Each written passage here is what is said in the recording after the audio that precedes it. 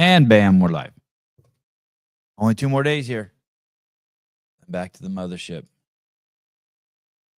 Back to the office. Ooh, it's a little cold in here. A little drafty. Good morning, guys. Good to see you guys. Uh-oh, what's going on X? So we didn't end up going live there. All right. Wow. Busy chat this morning. Rambler, what's up, dude? Mike Sandone. Oh, do I have something from? No. Not you. Someone else. Disseldinger. Zeke. Buenos dias, señoritas. All right. Buenos dias to you. Buenos noches, too. Keeping it real. I love how I make a lighthearted CrossFit Open video and see a notification. Sevan Matosian commented for chopping the cocks off of little boys and attacking women. Yeah, that was nice, right? That was this morning's contribution to the CrossFit space. Dear trannies, no one hates you. No one gives a shit about you any more than they give a shit about fucking Armenians. Like just compete where you were born. Who cares? Just use your common sense. Doesn't it make sense to you?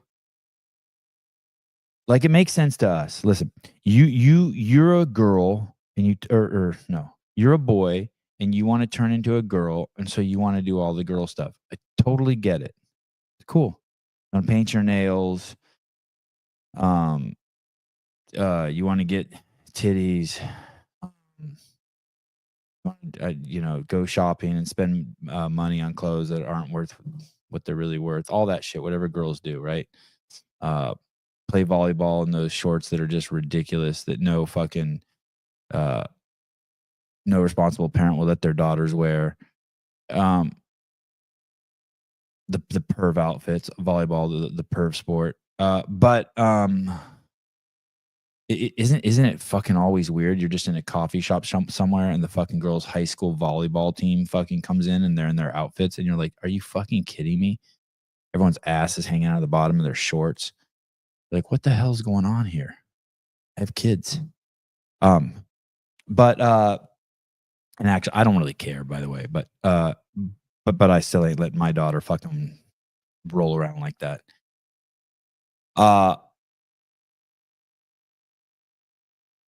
But you have to also see the other side. All the women out there who work so fucking hard don't want a boy who's now do trannies know they're pretending to be a girl, right?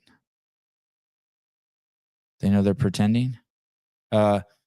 Pat Lang, my guess is that the vast majority of trannies get it. It's probably just a small amount of assholes doing this crap. God, I hope you're right. I think that too.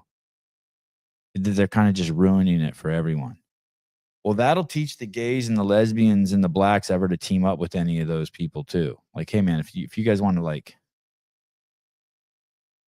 you're going to go on a mission together, don't bring the fucking crazies.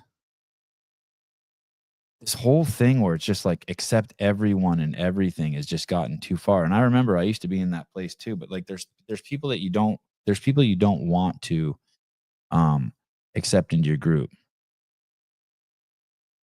There really are. It's like people at your house. You know what I mean? Like you wouldn't tolerate someone in your house if every time they came to your house and they had dinner, they just scraped their leftovers onto your floor. That would be one and done.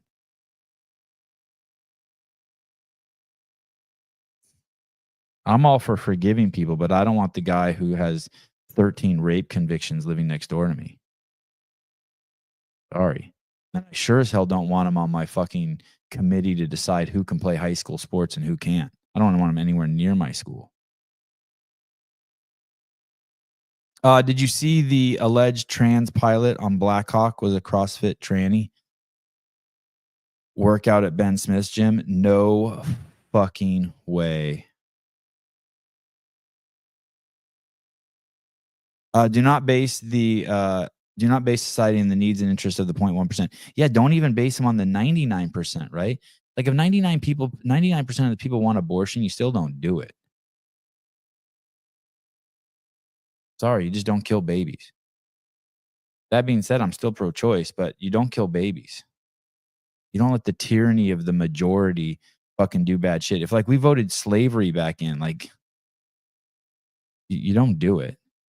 It's not It's like I tell my kids that when they get angry and like they'll be like, I hate you, or I'll be like, hey, dude, I know that only hurts you. Don't do that. Come up with some other shit. And then like 5 minutes later, they're crying. I'm sorry. I told you I hated you. Yeah, if no one wants to say they hate their parents, that shit fucking hurts.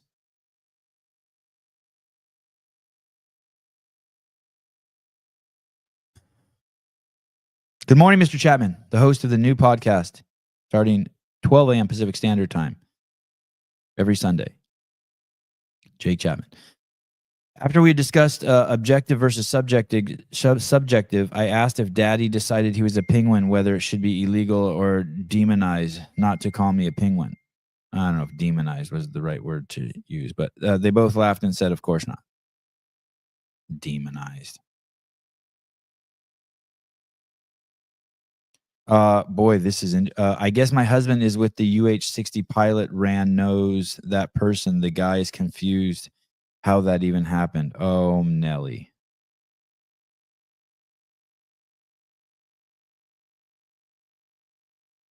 I'm pretty sure Outwad. I don't remember where I saw it, but I'm pretty sure many years ago I saw Outwad was supporting all sorts of fucking crazy legislation that allowed men to compete in women's sports, which was always weird to me that Noble partnered with them. But then I realized there's fucking tons of quackadoodles. This was like early on. You want some of the stats? Savon sent the link to the alleged pilot, Joe Ellis. Oh, thank you. You're awesome. Let me give you some stats on just some of the stuff that I've dug out about the airline crash. Oh, before I do that, before we get to the airline crash, if you make a promo video for the CrossFit Open, listen very carefully. If you make a promo video for the CrossFit Open, if you talk about the Open at all, you should always be offering collabs to Dave Castro, CrossFit Games, and CrossFit. Offer them all collabs. What's up, KLP? It's Coach Mike here, and it's that time of year again. The 2025 CrossFit Open is just around the corner, and we couldn't be more excited. Now, whether you've been crushing workouts for years or you're brand new to CrossFit, this is your chance to be part of something bigger, way bigger. So what is the CrossFit Open? Well, simply put, it's a worldwide competition where anyone and everyone can participate. You're going to have a chance to see how far you've come, test yourself, and yes, even see where you stack up against athletes all over the world. But here's the best part. It's not just about the leaderboard. This guy could be related to Souza. Now, the Open is about community, our community, the KLP community. It's about all of us coming together, cheering each other on, and celebrating all that hard work we put in all year. Now, whether you're RXing the workouts or you're scaling it, it doesn't matter. It does matter. You're a pussy if you scale. I might be a pussy this year. Is it possible to be a male CrossFit coach and not wear a skin-tight T-shirt and ball cap? No. Good question, but the answer is no. Vindicate. The Open announcement thing is confusing. You can be chosen to do an announcement, but it won't be at your gym. What way do we want to watch some random person open? Yeah, it's fine. Listen, it's not going to be at your gym. They're just looking for someone to do the Dave Castro role. That's it. We can debate whether it's a success or not afterwards. What matters is that you show up, give your all, and have fun doing it. And for those of you who have been here for a while, this is your chance to put that hard work to the test. This is where we see those early mornings and those late nights really pay off.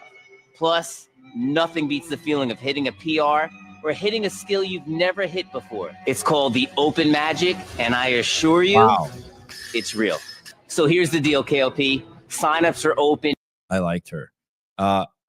Hey, make sure you tag CrossFit. Tag CrossFit Games. No, don't tag them. Offer a collab. Is that what it's called? Have you ever done a collaboration, Haley, with anyone? Do you even know how to do that? Yeah, I've never done it either. But I guess you can collab with people. That's the no cap, sus. If you're going to make a promotion, offer a collab with CrossFit Games, and Dave Castro. They'll repost that shit. They want content. Now, so especially if it's beautiful like this. This shit is beautiful. Grab your spot, mark your calendars, and get ready to throw down with your gym friends, your gym family, and from people all over the world. KLP, let's make the 2025 CrossFit Open the best one yet. Sign up today and let's get ready. We'll see you on that gym floor. I'd have put a sock in my pants if I was him. If I was going to stand like that for that long, sock in the pants. Something. I'd have put something in there. We open together. Look at that. We open together. Well, hood talk. We open together. Open together, fool. We open. No, that shirt's good. I like that shirt. He got a nice body. He pulls it off. So collab with Dave, CrossFit, and the CrossFit Games. You guys hear me? Collab. Grant, you should have collabed. Oh, did you collab? Is that how you got yours on the games? What is this? I've never seen this guy before. I don't know what this is, but if anyone but Dave does the open announcements, I just assume they want less people to be interested. I mean, dude, listen, I couldn't agree more. Unfortunately, Dave should always be doing them. Can President Clinton do Dave's role? That'd be awesome. I'll collab. Yeah, good. Thank you. Yeah, Jeffrey Howard, make something in collab. I think you can go back and collab. That guy was on Kill Taylor. Sevi, hi. Oh, Sevi, since I could only collab one person, send it to Dave for me.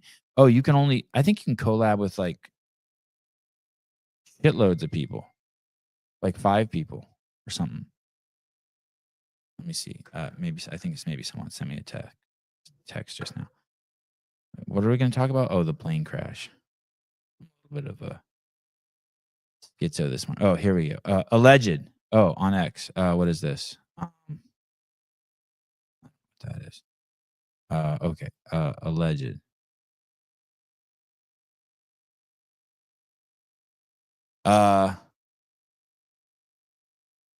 Is that a man or no shit? That's a crazy looking tranny. There's some really solid trannies. Howdy. Hi, Susie. Good morning.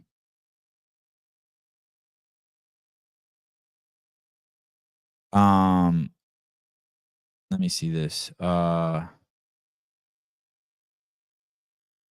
CW2, I don't know what that is. That must be some position in the military.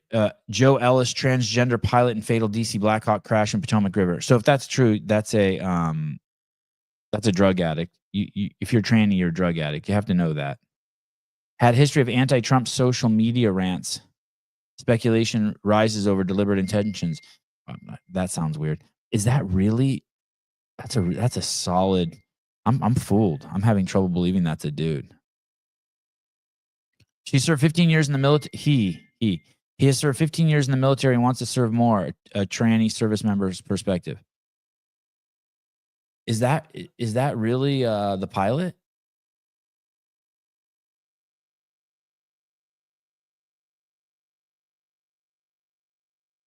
I wonder what happens when I Google that name.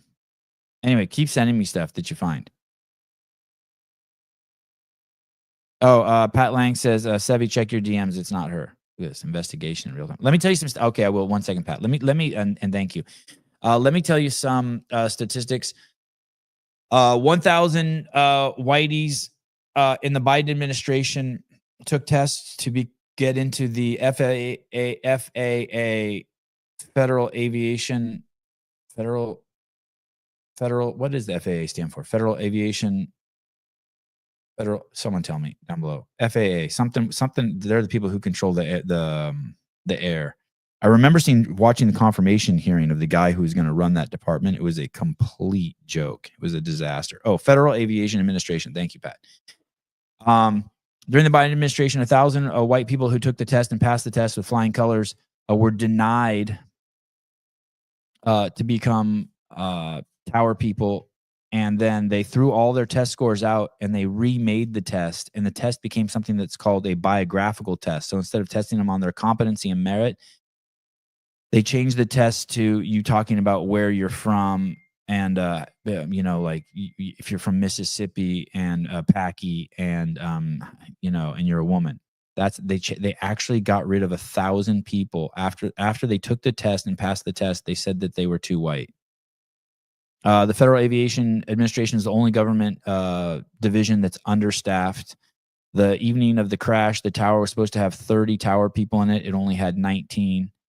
This one's really crazy. Ready for this? The Federal Aviation Administration stopped training people to work in towers for 2 years during COVID because it wasn't considered essential. So the Baskin Robbins was open down the street from my house, never closed. But your CrossFit gym and the FAA training center was closed for 2 years. Retards. Think about it. It's all dem shit. Once again, it's all dem shit. Do you disagree, Pat?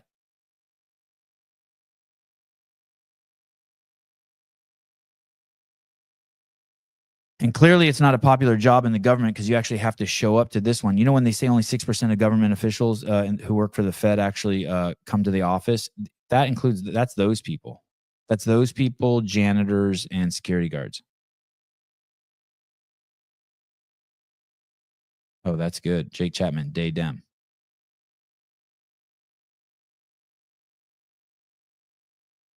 So that's a mess. Boy, that's a mess. Here we go. Let's hear from other people besides me weigh in on the subject of the fallen airplane. Presenting Mountain State's legal foundation as part of a class action on behalf of 900 plus would-be air traffic controllers. And so we brought this suit based on the FAA's change in its hiring practices. So it used to be that they would score a pre-employment test and it would be based on merit. And all of our clients passed with flying colors. Many of them passed with 100% on this test. And the FAA decided that the pool of air traffic controller applicants was too white. And so they flushed that initial test and they adopted a biographical assessment, which you can already hear as an ominous term for a air traffic controller test. And unfortunately, our clients didn't pass that. So if you're curious what a biographical Another black man saving the world. test means, it's a tool used to evaluate an individual's background, their experience, and their personal characteristics. And this really doesn't look good when you have the deputy administrator of the FAA saying stuff like this. We need a diverse, next generation air traffic workforce with people from all backgrounds. So apply now. I mean, There's even a line out there that says that they're looking for they include dwarfs and people with severe neurological issues. Like, that's documented. The FAA was looking for people like that.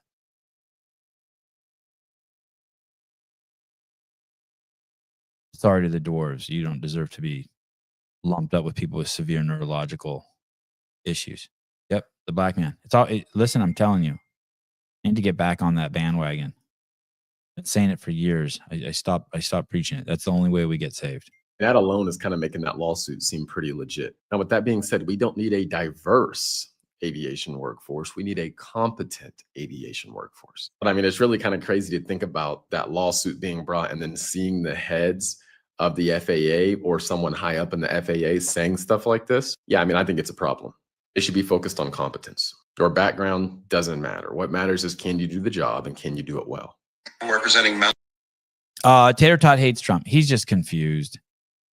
He could be fixed. He's just confused. He's a good dude. He's just not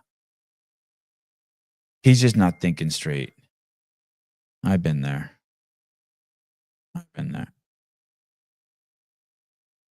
Okay, where's this? What did you send me? Pat Lang. Okay, here we go. Oh, Joe Ellis. Oh, Joe Ellis has something. Oh, I don't know if I can do Facebook. Oh, here we go. Yeah, this tranny looks like just like a regular Midwestern hottie. Let's see. Volume. Okay, here we go. Interesting morning. Oh, shit. That sounds like a dude. Joe Ellis I am a Black Hawk pilot with Virginia Army National Guard. I understand some people have associated me with the crash in DC, and that is false. It is insulting to the families to. It is not insulting, by the way. It was weird. I was watching CNN and they were like, don't you think it's offensive? This reporter was saying, don't you think it's offensive, Trump, that you're suggesting that it's because of DEI? How is that offensive to the families? What the fuck are those people even talking about? It's offensive that you're suggesting that looking into it and finding the cause is offensive. Try to tie this to some sort of political agenda. They don't deserve that.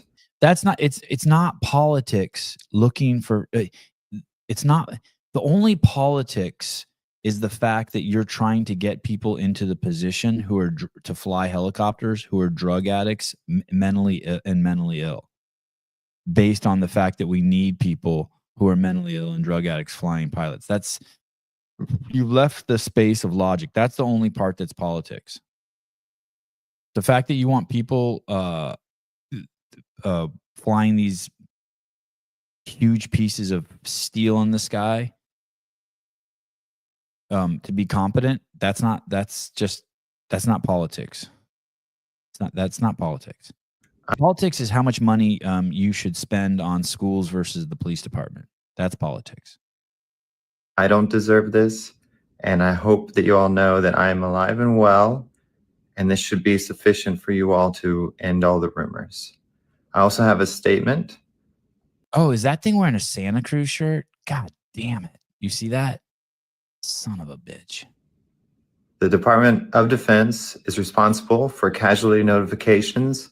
There were no Virginia National Guard personnel on that Black Hawk that collided with the jetliner Wednesday evening. Thank you. And I'm going to have to double my dose of tranny drugs so I don't kill myself because of all the pressure being put on me. Thank you. I bet you regardless that thing loses its job. Thank you, Pat. Solid point, Pat Lang. What's crazy is that trannies are non-deployable. So the question is, why push it other than politics? Yeah, that's just all politics. Just all insanity. Even Pat knows that trannies shouldn't be flying helicopters. Right, Pat? Drug addicts should be flying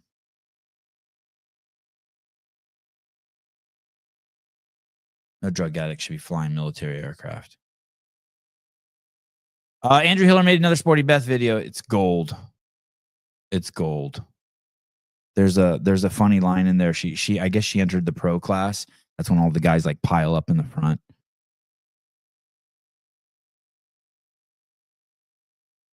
And she's upset because she got pushed around.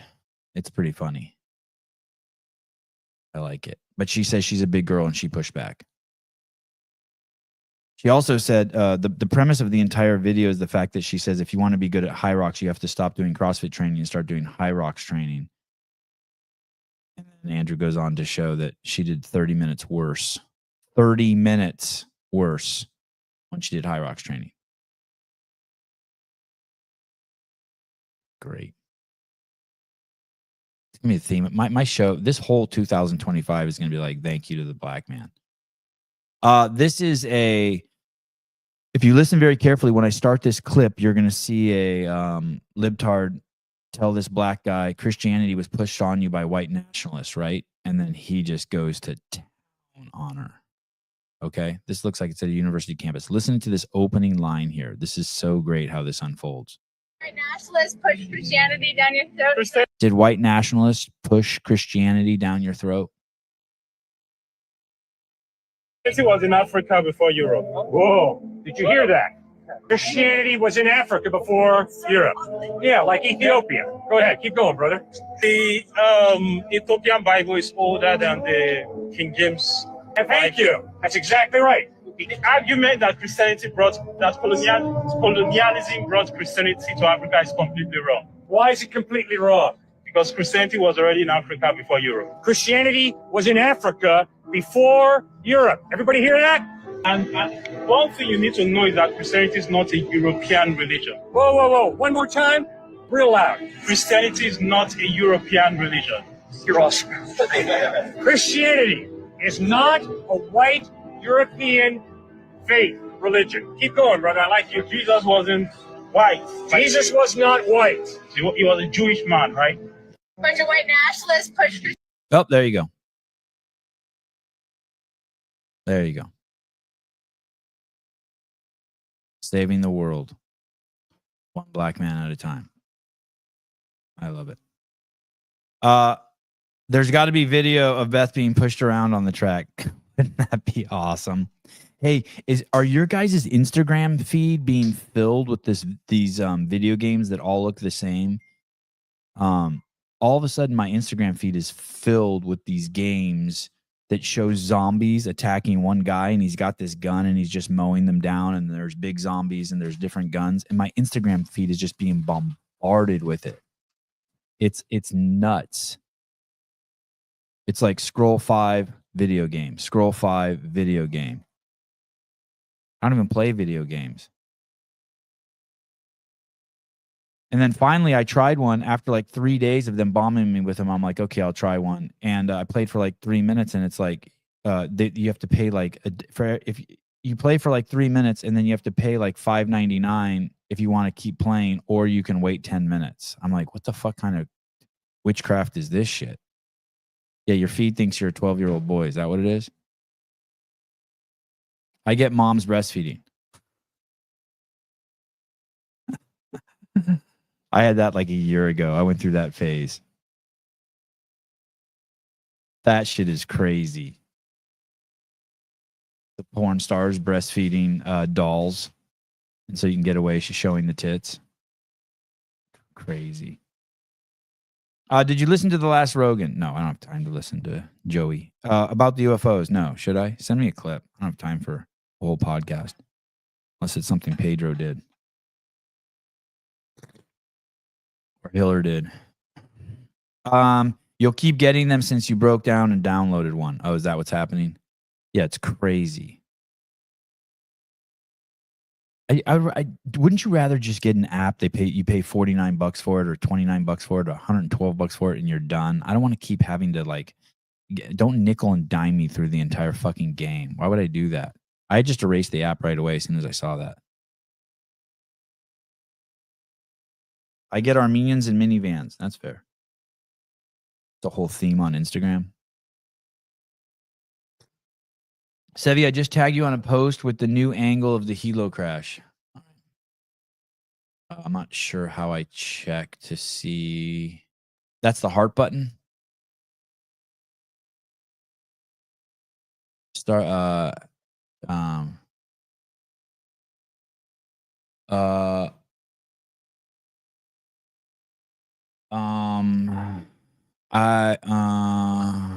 don't see it. Is it the heart button? Is that what I do? I click the heart button. Maybe I'll refresh. Is that where I see if someone tagged me? Nope, I don't see you. Who said that? Was it McCaskey? Oh, Sandone. Sevi just tagged you on the post with the new angle of the helo crash. I don't know how to just check to find out where you tagged me, how you tagged me, who tagged me, when you tagged me.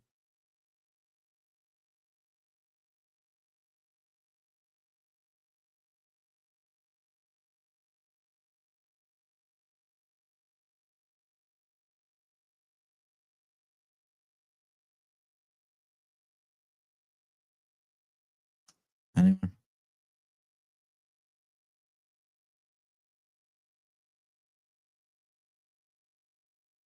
Hola. Anyone? Someone help me out. I sent it also by mail. By mail? Mail. Your message will show. God damn it. Good. Someone's going to help me figure this out.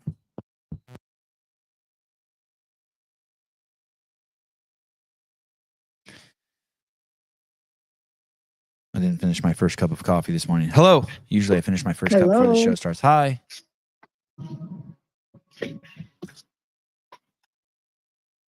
Hello.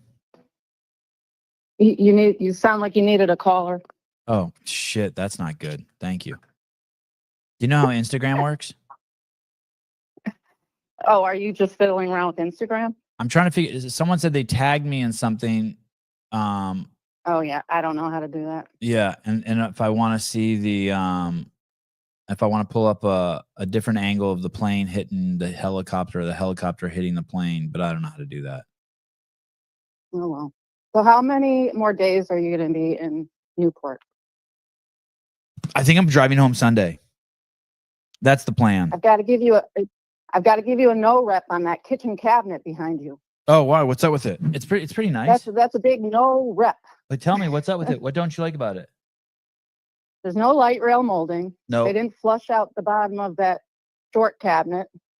Oh, what does that Driving mean? me nuts every time I watch your show. Oh, you mean like this should be this? You shouldn't be able to look under it and see it's all kind of like janky.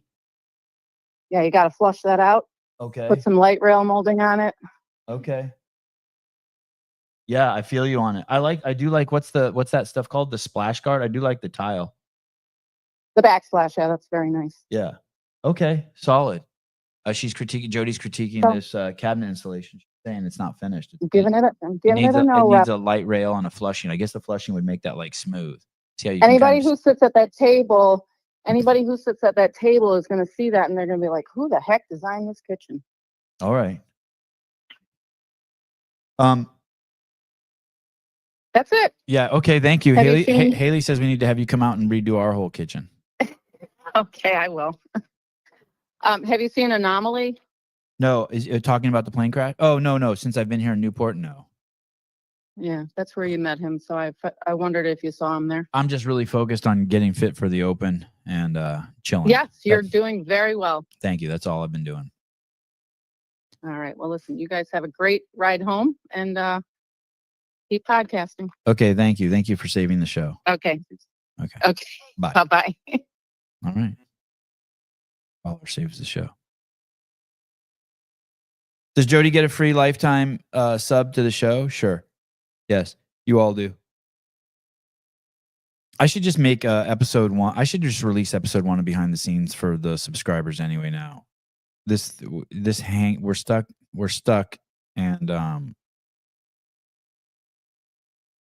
we're stuck and need to unstick it. I refreshed this twice and I hit the heart button and I don't see anyone tag me. Isn't that where you get your notifications if someone tagged you? I see Pat Lang's active now on Instagram. I see like 2 people followed me. Oh, this is going to be good. Hey. You have to go to your messages. If anybody tags you doing something, it's going to show up. Oh. You go to the top and then search them by their handle. Oh yeah, Pat Lang says he tagged me in Twitter. I have no fucking idea how to do that. Oh yeah, Twitter's a little more complicated. IG is pretty simple though. It should just be right in your messages, but knowing your message inbox is probably pretty full. He sent me a text. I got it.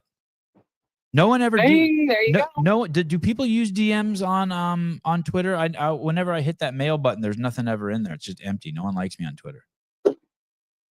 I don't send anything on Twitter. All right. Hey, good job on the Personally- videos. They're killing. You're killing it. Awesome, thank you. I was trying to get one out today, but I'm headed to Austin and just didn't have time. I'm gonna go watch TFX. JY's competing there, so it should be fun. Who is John Young? Yeah, he's competing in the RX male division. Oh shit, I had no idea. Why is he doing that? I don't know. he said on barbell spin the other night he was gonna get capped on all the workouts. Is that Jeremy Thiel's competition? Yeah, Jeremy Teal. Yep.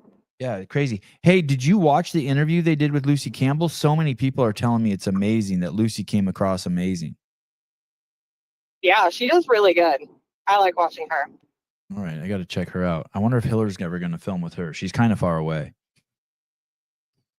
Yeah, that's a little bit of a commute for him. I'm just piggybacking off of him. My thought is like every time he goes out and films with an athlete or anyone, I'll just then ask them to come on the show and kind of like just piggyback off of him. And other than that, I've been kind of I like that. lazy on having people come on the show. I want to get Dom on, the coach at Mayhem. Do you know? Yeah, that would be a good one. Yeah, I'd like to have him on, and then I'd like to have Jake Lockhart on again. I'd like to start having some of the Mayhem guys on. I need to stop being lazy. Maybe when I get home, I'll start just sending out tons of invites. Did you see that reel that Froning did after Spin called out the team that registered at Hendersonville? No, who made it? It's so funny. It's one of the athletes. So there's a Mayhem team that registered under another affiliate because, you know, you can only have one affiliate make it to the CrossFit Games. Yeah, I thought that was cool. And they did that. so Spin had made had posted the story about it. So that Mayhem team made a reel, and one of the athletes like goes up to put her door code in at Mayhem, and she can't get in. And then she knocks, and Froning opens the door, and he shows her the picture of Spin's post, and then just shuts the door on her. Hey, where is that? I want to see that. Where is that? It's on CrossFit. It should be on CrossFit Mayhem's Instagram. CrossFit. It's so funny. Oh, they're so Froning's good. face is so good. Yeah, I love that they play along with all that stuff. They have such a good sense of humor. I wonder whose idea that. Oh, yeah. Okay. This is solid. Yeah. Okay. I'll play that after the helicopter crash. I found it. Thank you. Awesome. You're welcome. Have a good one. All right. Hey, send me pictures of John just getting tossed around there, please. Oh, dude, I'm going live on Dense Updates all day. So. Oh, that's awesome. Yes. So you're going to go live when he competes and point the camera at him?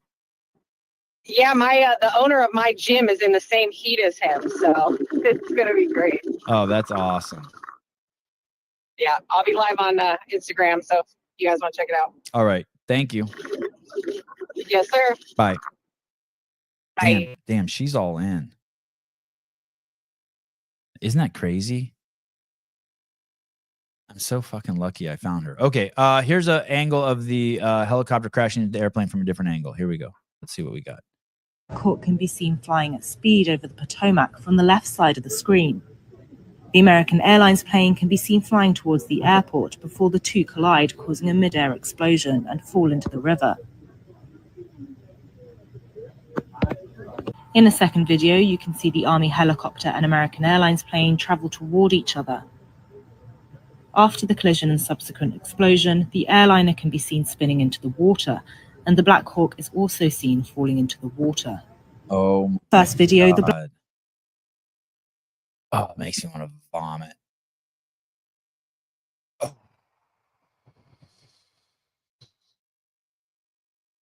Oh. There's a comment here. Nothing is going on. My best friend is good friends with all three of the military who are on the helicopter. Absolutely nothing weird going on. A total accident. People need to stop looking for a conspiracy and everything. Life happens. There isn't a constant plot to try and destroy humanity. All the conspiracies are absurd and laughable at this point. When everything is turned into a conspiracy, even if I didn't know the facts because my friend is on the scene. This woman is not a man, nor was she ever. She loved Trump. She loves Jesus. She went to my friend's conservative church, a great person. The rumors need to stop. The family see all of this are mourning, and it's hurtful. Why would it be hurtful for the people to be speculating on what happened? If I was a family, I'd be glad so many people are speculating. The more attention, the better. And what about this? The pilot was a girl. She loved Trump. She loved Jesus. She went to my friend's conservative church. Here's the thing, man. We've just lived through 4 years of people getting jobs they don't deserve based on their genitalia and their skin color, and other things too. And so, to be wondering about that shit is perfectly normal, perfectly sane. If you're not, something's wrong with you. Everything can be questioned. People doing it, Pat Lang, speculation is fine. People doing it solely for political purposes is probably pretty annoying as you're making funeral plans. But here's the thing: the origins are for political purposes. For some reason, the Dems for years have just thought it was cool to hire people based on everything besides merit. Okay, here is a young lady who appears to have the code to train at Mayhem, approaching the door at Mayhem.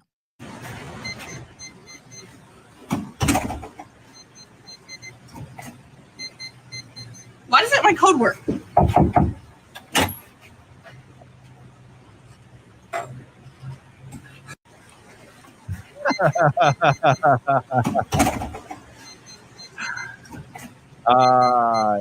Why is that my code word? You got to have him slam the door. I need to hear the door slam. Who did that edit?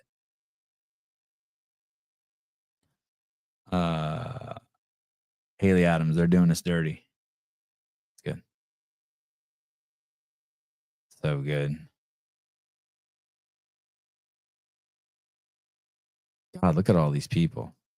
Jorge Fernandez, Paige Powers, PFAA Lord, Royce Dunce. That guy wants Dave to be fired from CrossFit.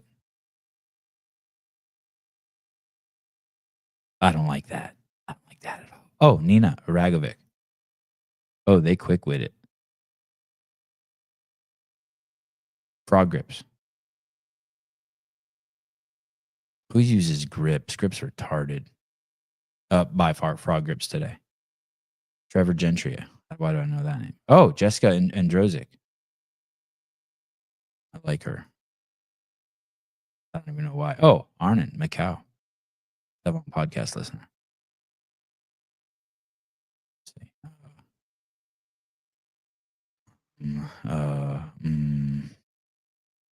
Damn. All right, I'm done. I don't see anyone else I know. Everyone from here down is loser.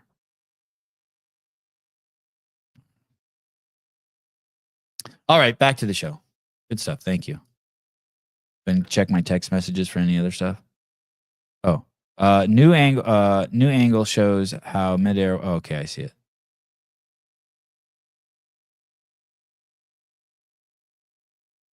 I saw a crazy story on bitchin' hot sauce today. I don't know if you guys have ever had that stuff, but that shit is good. And basically, the guys, the two brothers who started it, had the company taken from them. So they started a new company called G Sauce, Jee. I just want to quick shout out to God. Thank you, God, for giving us Charlie Kirk. Dear God, thank you for Charlie Kirk. Here we go. Listen carefully, especially people who don't believe in God. Listen carefully. Country was found on common law because the Declaration only refers to God 4 times in the Constitution. It doesn't refer to God at all, and it only articulates the structure of government. So first of all, remember that we were a collection of states and colonies, and you need to read the state constitutions before anything else. 9 out of 13 of the original states required you to be a Bible-believing Christian to serve in government at the time of the founding. All 13 out of 13 required a declaration of faith. 9 out of 13 required you to be a Protestant, except Maryland, which was Catholic, which still required a declaration of faith. Almost every single one of the original state constitutions, Pennsylvania included, they had, I profess Lord and Jesus Christ as my Lord and Savior in the original state constitutions. You remember, we're a collection of states before that. Secondly, 55 out of 56 of the original signers of the Declaration were Bible-believing, church-attending Christians. So common law is inherited from Blackstone, who was Christian. A common law is an outgrowth. I have no idea what Blackstone is. Someone's going to have to school me on that. Of the scriptures. So let's go to 3 principles of common law: presumption of innocence, due process, and jury of your peers. All 3 are biblical principles, wrapped into the ultimate biblical principle that you shall not favor justice if you are rich or poor, which is in Leviticus 19, right before the most famous part of Leviticus 19, which is that you should love your neighbor as yourself. But before that is that in the administration of justice, you shall not favor the rich or the poor, which is the idea of blind justice. We get that in the West, which is incorporated also in the New Testament ideal: neither slave nor Greek nor Jew, you're all one in Jesus Christ, which we get the idea of human equality. These are all biblical ideas. They're not Enlightenment ideas, which is they kind of get conflated at the time. I don't understand that difference either, biblical versus Enlightenment ideas. I think there was Enlightenment before there was the Bible, and all those ideas were around, but for another story. Blackstone is a security company. Yeah, I don't know. I don't think that's what he's referring to. But anyway, let's proceed. Thank God for Charlie Kirk. But more importantly than that, they say that God was only mentioned 4 times in the Declaration of Independence. Well, that's a big deal. Okay. Laws of nature and nature's God. The last paragraph of the Declaration reads as a prayer. It says, we appeal to the supreme judge of the universe.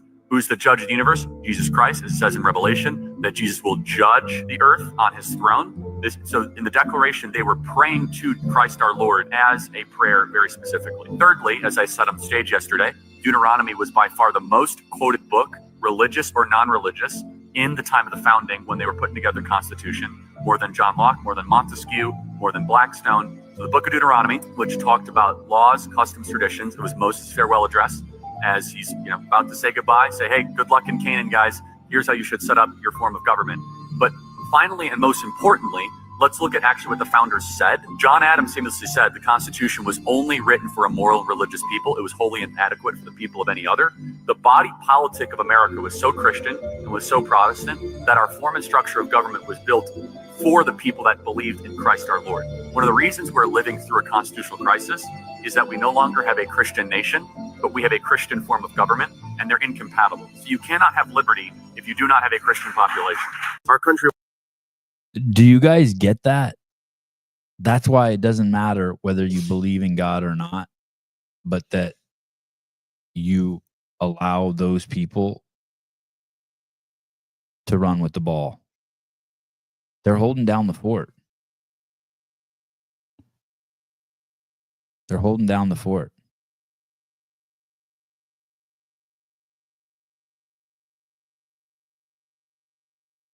Yeah, Charlie Kirk's solid. Autism's weird, right? Presents like that. Just give a guy with Asperger's the Bible and he'll just memorize that thing. Swing that thing around. That's a lot he said right there. That's a lot.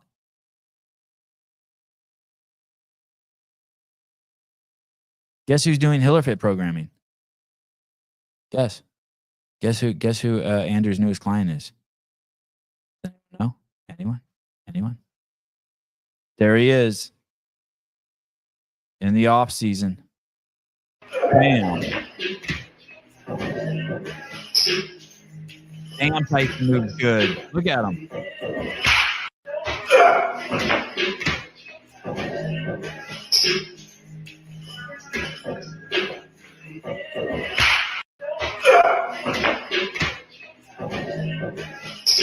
I don't even know if I follow this account. HillerFit Training? Follow. I didn't even know there was a HillerFit Training. Dude, imagine how much trust. Damn, Andrew looks yoked there. Imagine how much trust. Imagine how much trust Tyson must have in Hiller to do HillerFit programming.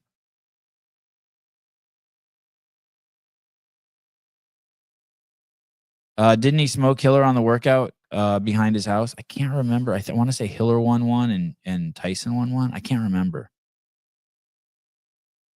No, it's not HillerFit 4.0. It's just, there's an account called HillerFit Training.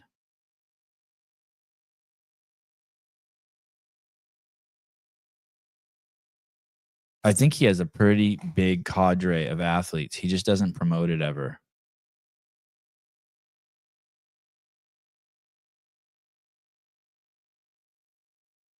What is HillerFit 4.0? I think what happened was, I don't remember exactly. I want to say Hiller got kicked off of Instagram or something. I want to say that a while back, a shitload of people reported him or something. I think that there was like speculation that it was Danny Spiegel or someone. And so I think he's like, fuck you, I'll start 4 accounts simultaneously. It's something like that. I don't remember the details. But I do see that Tyson Bajan's doing his trading. That popped up on my where is that? That did pop up on my feed the other day. I lost it. But somewhere in here, you can see Tyson ripping them. Oh, there it is. It's crazy.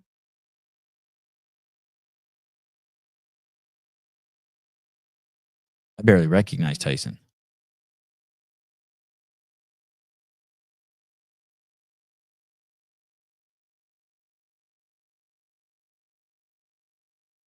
I want the New York Giants to trade for Tyson Bagent so bad. Dude is so good. Yeah, he's so good. Hiller deserves to have Tyson under his belt. Huge win.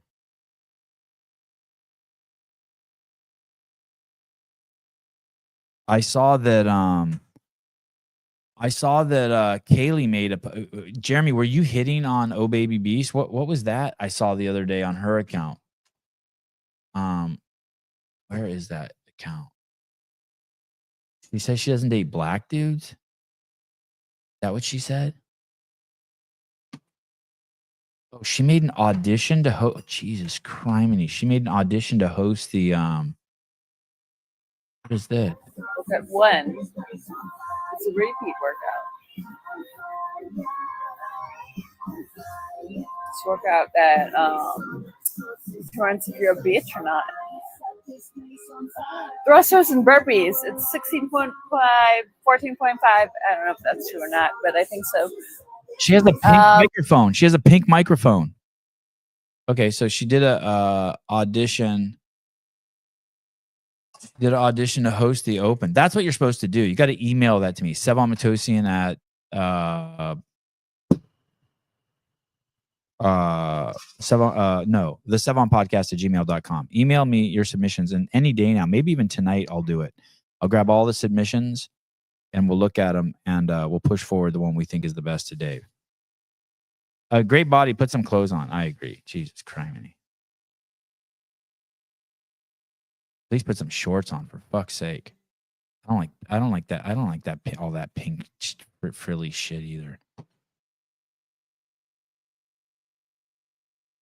don't like overt. I'm avoid. Oh, Jake Chapman says too many clothes. All right, fair enough. Somewhere I thought that she posted that like something to Jeremy, like, hey dude, I ain't dating you because you're black. It was crazy. I couldn't even believe what I was reading. Made me uncomfortable. I didn't even know Jeremy was black. She's really missing out if she's not going to date black dudes. If I can find how many accounts does this girl have? There's this one. Oh, and this one. Let's see. Is this it? No, not that one. No, not that one. No, not that one.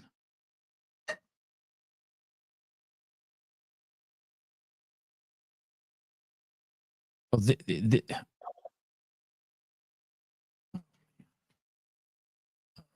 I can't find it.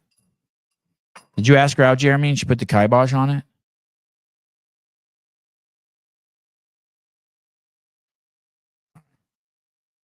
Tyson doing BIRTHFIT. Oh Baby Beast applying to be the commentator, the host of the Open. You want to see a fake black guy? This is a great story. Fuck, I love this story. This story should be about me. Host of the Sevon podcast pretends like he's black. Here we go. An American, he realized the only way that he would be accepted at med school would be to pass as black. He chronicled his experiences in. Oh, hold on a second. What do we have here? Hold on a second. Hold on. It's so weird how this microphone picks up sounds. Hey, what's up, dude? Hello? Hello? Are you there? Yo, can you hear me? Yeah. Hey. Yeah, so just to clear the air there, it's funny how I've gained this reputation for like hitting on everybody and DMing everybody, and that's not even like remotely true. But that's neither here nor there. You don't have that reputation with me. Good. That's all that I matters. think of you as a hardworking, kind man who helps a lot of people and is concerned about parenting. I have you in that bucket. Appreciate that. I have you in that bucket. I appreciate it. Sure. That sums me up. And you do men's groups. And you do men's groups. Yes, I do. Yeah. So you had posted that reel or post talking about, hey, send me your auditions or whatever, right? Yeah. It was like 2 days ago or whatever, and like she commented. I'm just looking through comments, and I saw that she commented that she was like gonna try out or she was gonna do it or something like that, and I just simply replied, "Please don't." and then she responded to that with something like, what did she say? No, yeah, you're right. I'd rather stay with my baby daddy in Austin. And I said, please do. Just real simple. And then she responded, I think like yesterday, with, Jeremy, where's your baby mama, or something like that. And I'm like, I don't know what the heck I said, but yeah, there's no, like, I'm not hitting on her or nothing, man. Like, of course she's a beautiful woman, but good Lord, that's about all she has to offer, if you ask me. So you said that to her, and she went to attacking all black men, saying she doesn't fuck black dudes. Did she say that? I didn't see that. I didn't see anything about black dudes. I thought she posted something that said, hey, I'm Irish, Chinese or something, and I'm looking for Irish guys, not black guys, or something like that. I don't know. I don't follow her, so I have no idea what she posts. I just know that she was responding, or I responded to her, and she came back at me. But I don't know. It's there's no trying to hit on her. There's no DMing her, nothing like that. Like I said, I don't even follow her. You weren't trying to motivate. I feel like she wasted a lot of. You weren't trying to motorboat her or titty fuck her or anything like that. Nah. Okay. I got better things to do. No, I feel like she wasted a lot of your time. The first show when she came on, I thought that was cool. That was really fun. After that, she just wasted your time, in my opinion, and kind of made a fool of herself. But that was the show that's the show that I realized you have to, if you present like her with the giant hammers and just super hot and just like sex pot, you have to every like 4 minutes bring it back to that. Do you know what I mean? Yeah. And so like you can talk about other stuff if you want, like your favorite PlayStation game, but you better like squeeze your arms together and push your boobs together once in a while, or talk about a time a guy, ejaculated early and you didn't like it. But every 4 minutes you got to bring it back to that, or else it's like no one wants to hear like something that's visually stimulating in a way that makes you just want to fucking cover it in baby batter. Can't just talk about engineering the whole time. You're just not interested. You get, hold on. I lost you. Hold on. I don't know what's going on here. Hold on. Are you there? Wait, hold on. Something weird happened. Hold on. Are you okay? You're back. Go ahead. I can hear. Okay, there we go. That sounds better. But no, I was just saying, like, someone like her, she just pigeonholed herself. No one forced her to like show her body like the way she does and present herself. I mean, she did that to herself. So yeah, men are gonna want to just squeeze your tits together kind of thing. They don't care about anything else you really have to say. Well, some men do, but most men don't. Especially when you present yourself. You think people are coming to your you're page wrong. to You're hear wrong. what you have to say? You're wrong. No men do. Listen, what happens with chicks that are that hot, then this is a old Loveline Adam Carolla thing. Those chicks think that other people care because dudes are all just waiting to be the last guy at the party when she gets so drunk to bang her. Do you know what I mean? So they'll just let her talk and talk and talk. It's the same thing with having Tyson Bagent on. You can talk to him like 2 minutes about COVID, or 2 minutes about like gambling, or 2 minutes about a UFC fight. But it's every 2 minutes to 4 minutes, we need to hear a football story. We need to hear about a football. You know what I mean? It's like, it's why people are here. And so if she needs the self-awareness that if she's going to present as Super Beef, that every 2 to 4 minutes she's got to bring up some cock she wrote or something like that. Yeah, and I think Tyson understands that. He gets it. He's like, yeah, I'm an NFL quarterback, and people are going to want to hear about my NFL quarterbacking. And you know what? In between, I can talk about a workout I did, or I can talk about this chick from high school, or some cool story, or whatever. Yeah. But eventually, people want to hear how's football going for you? Are you going to start? Are you going to be traded? Or tell us or the time whatever, you were hit so hard. So, Tell us about the time you were hit so hard you vomited. It's like having black guys on. If you can have black guys on every 4 to 6 minutes, he needs to tell a carjacking story. Yeah, because that's what I do. In my spare time, I just carjack people, Or if you have a Jew on, every 4 to 6 minutes, you have to talk about how you swindled someone out of some cash. Yeah, if you have an Armenian, my wife shook my head on that. About she didn't how like that. smelly you are. Yes. Armenian, you talk about how you, no matter how much deodorant you wear, you still smell the same. Tell Haley thank you for, she came in one of your shots a little bit ago to grab something from the cabinet. Tell her thank you on behalf of everybody in the chat. Did she show her fucking huge caboose? Did you see her ass? Oh, it was there. Oh, yeah. There. Jeremy says thank you, Haley. Appreciate it. All right. Thank you, brother. All right, I'll talk to you later. Peace. Bye. It's just the facts. Heidi, stupid women think men want to hear what she has to say. You know, I mean, you do, but just like in little bits. Has to be sprinkled with like whatever. It's like, imagine like you hire a lawyer and you go to them and you're paying them $120 an hour and they spend 15 minutes talking about their kids. You're like, dude,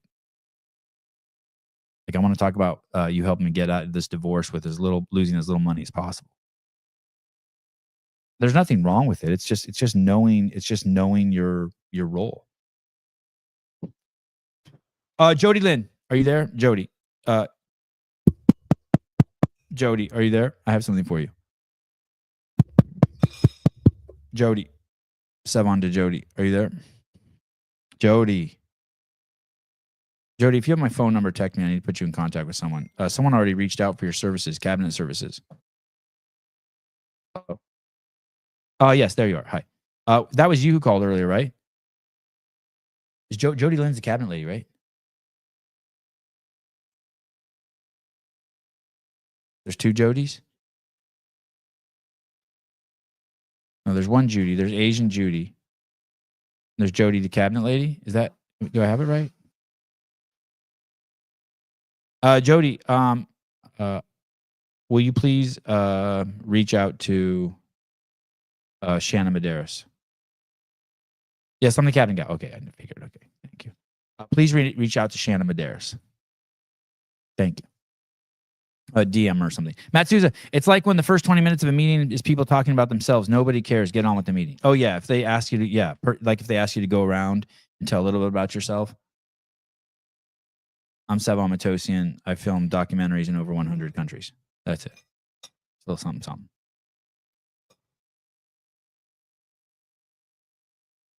I'm Matt Souza. I was a stunt double for the guy from Jackass. What's that?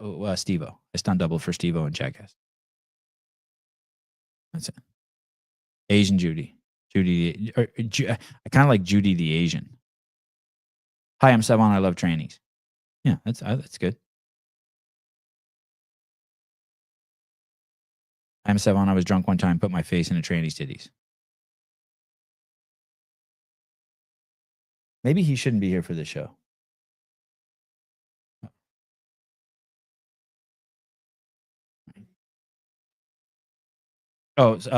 He can't. Oh, okay. Let's go back to the fake black guy. This story is great. I love fake black guys. It's my favorite kind. Yeah. Yeah. Thank you. If I'm doing a show, I have to be funny. If not funny, I have to be gross. Oh, my son says my show is gross, not funny. Okay, here we go. Fake black guy. Here we go. Indian American, he realized the only way that he would be accepted at med school would be to pass as black. He chronicled his experiences in his book, Almost Black, the true story of how I got into medical school by pretending to be black. VJ Choco Ingham joins me now. So you were studying statistics at the University of Chicago, and you say to yourself, I don't stand a chance with my 3.1. What did you do? Well, I shaved my head. I pruned my eyelashes, and I don't understand that. Pruned your eyelashes? Do black dudes have thin eyelashes? I never even knew that. I decided to join the organization of black students so I could apply to medical school as a black man. I also used my middle name, Jojo. I subsequently Great black guy named Jojo. Interviewed at medical schools across the country and managed to get waitlisted at Washington University and the University of Pennsylvania, then ranked the third and fourth best medical schools in the country, and got into St. Louis University School of Medicine, despite the fact that my pretty pitiful 3.1 GPA was dramatically lower than their average of 3.7. An Indian American. That's solid. Yeah, nice work. I think I don't think there's anything immoral or. Let's draw the comparison here. You're a dude pretending to be a girl and you get on the track team.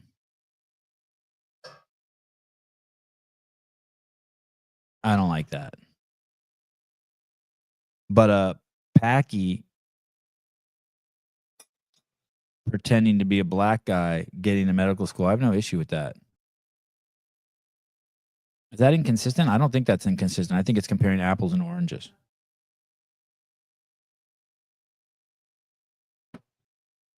Jojo. Yeah. Jojo Jody gonna apply to med school with that name. I think it's solid. They're both brown. That guy was dark. And it's in Elizabeth Warren was his inspiration, but he took the game to a new level.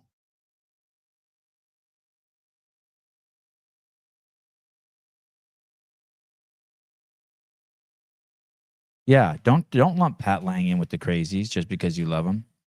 Yeah, that's what's happening, Pat. People are falling in love with you, and to fight the love, they're creating fake stories about you. It's not cool.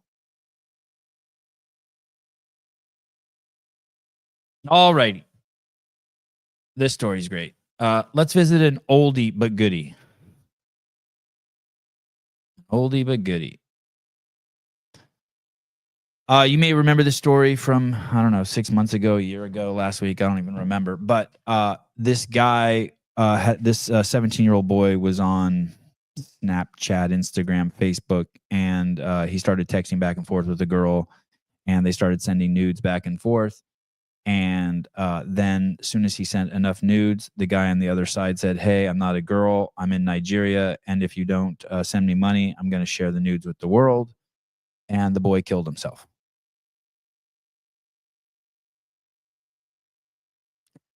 He lost his son to suicide after a sextortion scam. The alleged scammer was just extradited to the U.S. This is kind of crazy. South Carolina Rep Brandon Guffey was overwhelmed with rage when he first saw the man he believed caused his son's suicide. The suspect was extradited from Nigeria to the U.S. over the weekend on charges he targeted 17-year-old Gavin Guffey in a sexual extortion or sextortion scheme that led to the teen's death. They extradited the dude. How do you find a dude in Nigeria? The Nigerian appeared in court in Columbia, South Carolina on Monday, where Brandon Guffey laid eyes on him after more than 2 years of fighting for justice for his son. Rage is the best way to describe how I felt. I think I cracked molars just gritting my teeth so hard. The man, Hassan Boone Hussein Ablor Lawal, 24. That's a 3, 4, 5, 6, 7, 8, 9, 10, 11, 12, 13, 14, 15, 16 letters in his first name. Hassan Boone Hussein Ablor Lawal, 24, did not make eye contact with Guffey. Lawal kept his head bowed and appeared to avoid looking in the family's direction.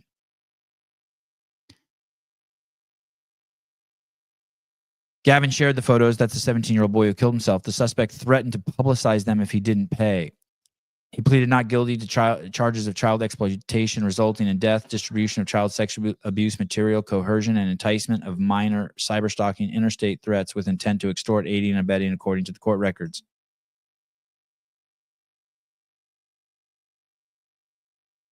The FBI arrested Hassan Boone Hussein Ablor Lawal in Lagos last week following an extradition hearing. CNN has reached out to his court-appointed attorney for comment.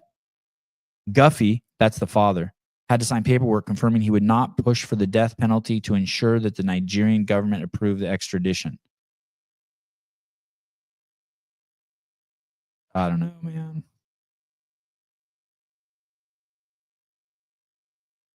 I don't know, man. Listen. What is the rule? If I sent someone nudes and then they said to me, "I'm going to publish them if you don't give me money," I'm trying to find what's illegal about that. But if you do that to a kid, someone who's under 18, you're toast. You're a world-class piece of shit.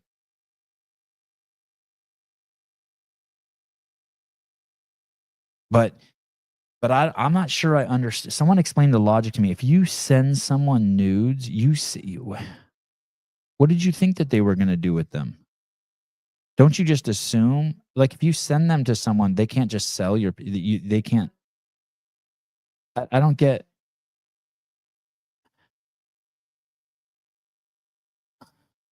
If you say to someone, "Hey, if you don't give me money, I'm going to beat you up," you're threatening them with violence. I fully get that. If you don't give me money, I'm going to pop the tires in your car every day when you're at work. And if you do anything to kids like that, I mean, God, I don't want to say, but I almost think it's like death penalty shit. But if a guy sends you a dick pic,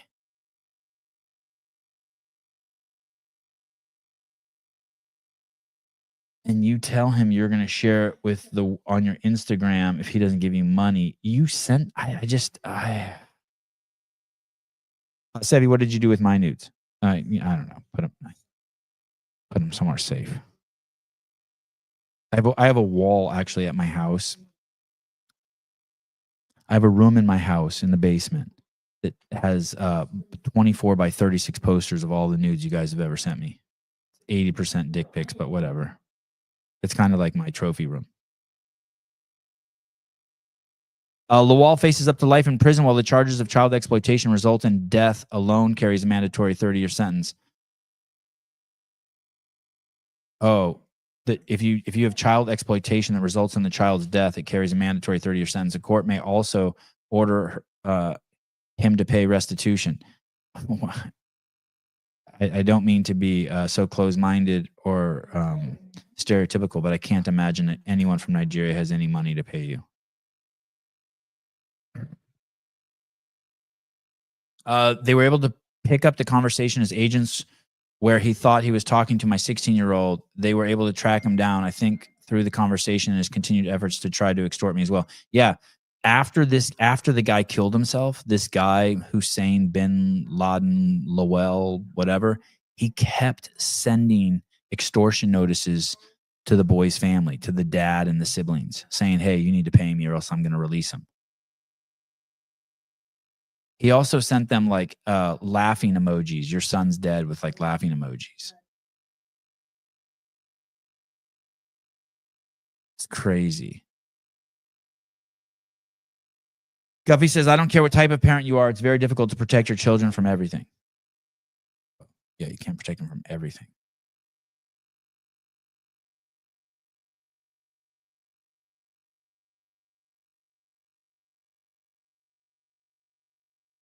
Anyway. So they extradited a dude from Nigeria. A Nigerian prince.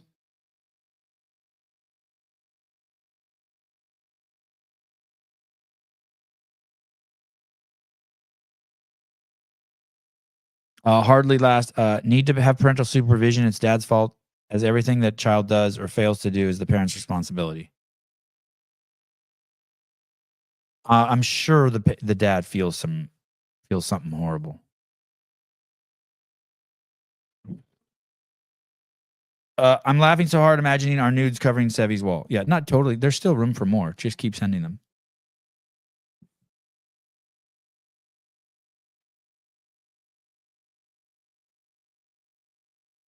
I am once again the bad parent because I stopped my son from reading Land of Stories, the most popular book in school. I don't know that book.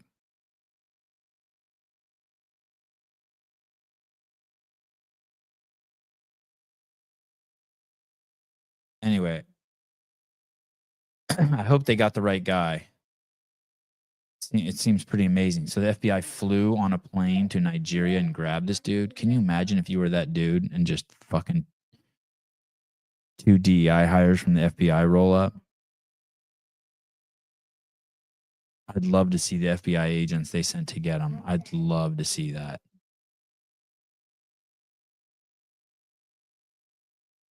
This next story, I researched a bit. I don't know what to do with this. I don't know what bucket to put this in. I sent it to my wife, make it her problem. Good luck figuring this one out. Here we go. Once you know this, you can't unknow it. A lot of these plants we eat, like carrots, people think are food. They're not food. The orange carrot was created at the turn of the 18th century, and we act like they've been around since the turn of time. This is a wild carrot, also known as Queen Anne's lace. They're far from the sweet and tender carrots we're used to. Through selective breeding practices that began in the 18th century, agronomists transformed these wild roots into the big orange carrots we see today. What most people don't know is that Queen Anne's lace, the root itself, was used as the morning after pill. It is so toxic, it will abort a fetus. And yes, it's not as toxic now that we've bred the poison out of them, but this is the root, and we're feeding them to our fucking kids, and it's got to stop. I don't want to see babies eating herbs that are able to abort a fetus. That is what Queen Anne's lace looks like, and this is what we've created today. This is the clown food. Do you guys see it? You see how it looks like it should be in a circus? And once you know this, you can't unknow it. A lot of these plants we eat, like carrot, people think are food. Oh, man. That's a tranny. Is this her, the primal body? I think she's hot. Oh, she's too skinny. Oh, no.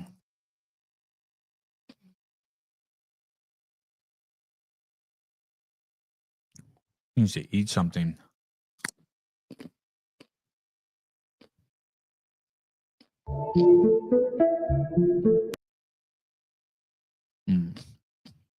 All right.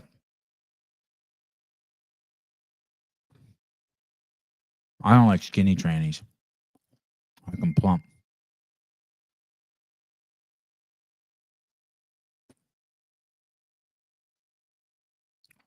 I'm not taking any advice from a lady that looks like Khaleesi and going to talk to me about chemicals and makeup. Hey, listen, but I start looking up the history of carrots. I spent like 20 minutes doing it.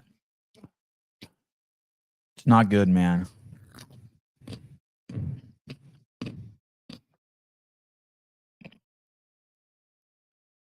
It was like they really were used for birth control.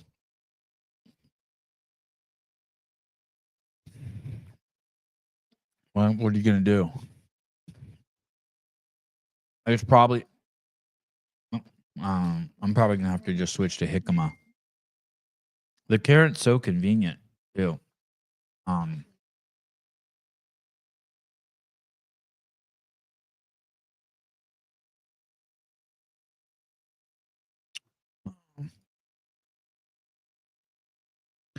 All right, this is extremely controversial. This is probably the most controversial thing I've ever shown on the show. Brace yourself. This may even get me deplatformed.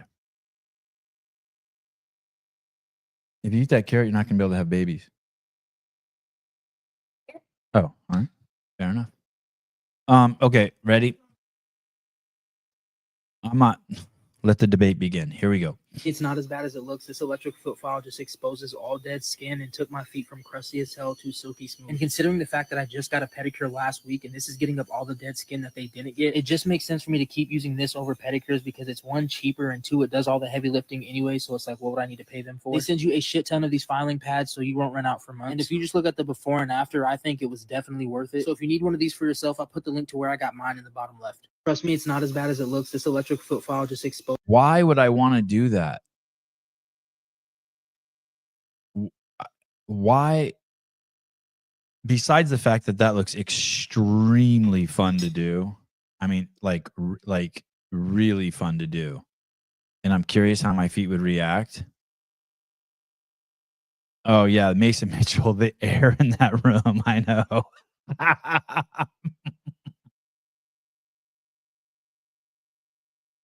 What? Why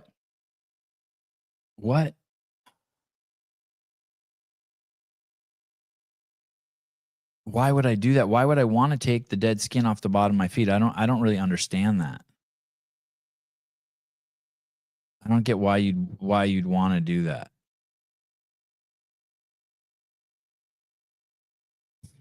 Anyway. Hopefully that doesn't get me deplatformed. Why would you eat carrots on the air? It's part of the bit, dude. It's part of the bit. The fuck's wrong with you? Are you not listening to the show? It's part of the bit. If your calluses get big enough in a dry place, they crack and hurt like a motherfucker. Yeah, that's true. I have those. Every couple of years, a couple times a year, I get that. And you're right. It is bad. It is such a deep, cut. They're so crazy. I usually get one between my pinky toe and like my ring finger toe, and then sometimes This is the crazy one. Sometimes right under this pad here, I'll get one. And that shit is crazy. And if you got to like put Neosporin on, I mean, it heals pretty quick. Like within a day or two, it starts filling in, but you got to like really get on it. It's a crazy crevasse. It's like a Grand Canyon. You think like, what is that bone in there? Your tibia? You think like your tibia could fall out of there. It's nuts. Yeah, I don't like that at all. And then you shower and it burns so bad. It's crazy that you know that. I've never talked about that with anybody in my whole life, 52 years. The cracks that can happen are crazy. You've gotten a crack in your heel? I've never had that. That would be nuts. You've had that? You had your heel get... Oh, man. My heel is bomb-proof. Will you look at my crack? Yes. I mean, DM me. Maybe you'll make it on the wall. It's my wife's meditation room. That also is the caller's nude photo room.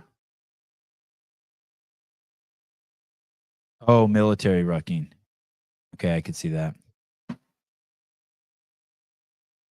David's crack gets cracked. Dude, I was watching immigrant videos from what's happening in Portugal. I can't wait till that shit. They fucking kicked David out of his Section 8 housing for some Pakis, for some Muslims.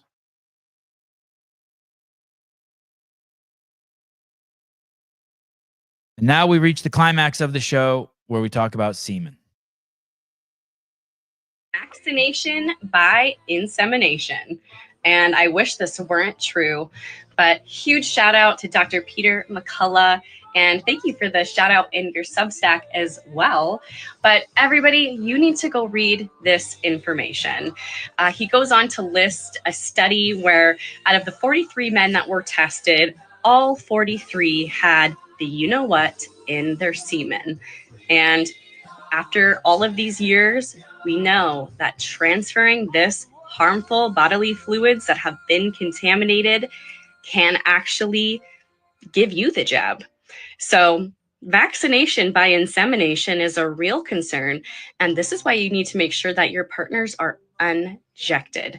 Clinical trials are still in the thick of it till 2026, 2027, and the long-term consequences are still unknown. Wow, Jake just brought up a great point. Imagine how vaccinated that blue woman is now. Wow. That's a great point. So just spit it out. Oh, man, this is so crazy. So be sure that you're choosing partners who are unjected. Go to Unjected on the App Store or the Google Play Store and download us today to go finding your people. And also, we do have testing now too. So if you're wanting to find out if your partner is vaccinated or not, you can also reach us at unjectedtest.com and find out your mRNA analysis. But stay unjected. Vaccination by insemination. I don't know, man. And I don't know. Someone explain that to me. So someone who's vaccinated bust a nut in you. I still don't know how you get it. What, it passes through some membrane?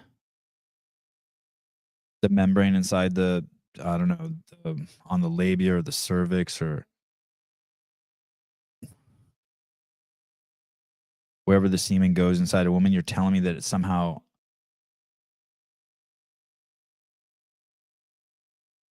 I don't know.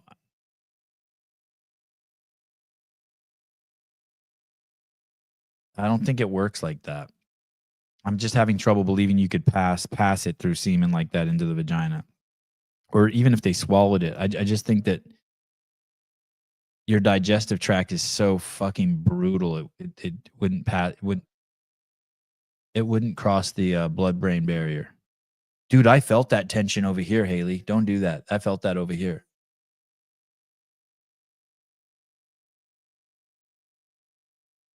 This sounds totally legit. 43 people.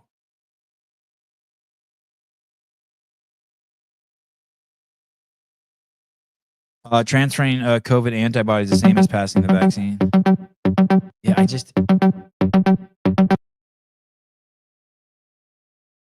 I don't know, like maybe snorting. I just don't understand how it gets in your bloodstream if it gets blasted in your kazoo. Caller, hi. There he is, Savon. Hey, what's up, man? Are you a doctor or a scientist? What's going? I'm the closest to get. Just Tank from Canada, the best doctor. Okay, I could barely hear you. Are you on the moon? No, just I'm driving right now down to Vancouver. Okay, are you on one of those old cell phones where you push the button in the side to talk? Those yellow ones? You sound like you're on a walkie-talkie. Yeah. In Canada here we have rotary cell phones, so I had to tell you by rotary.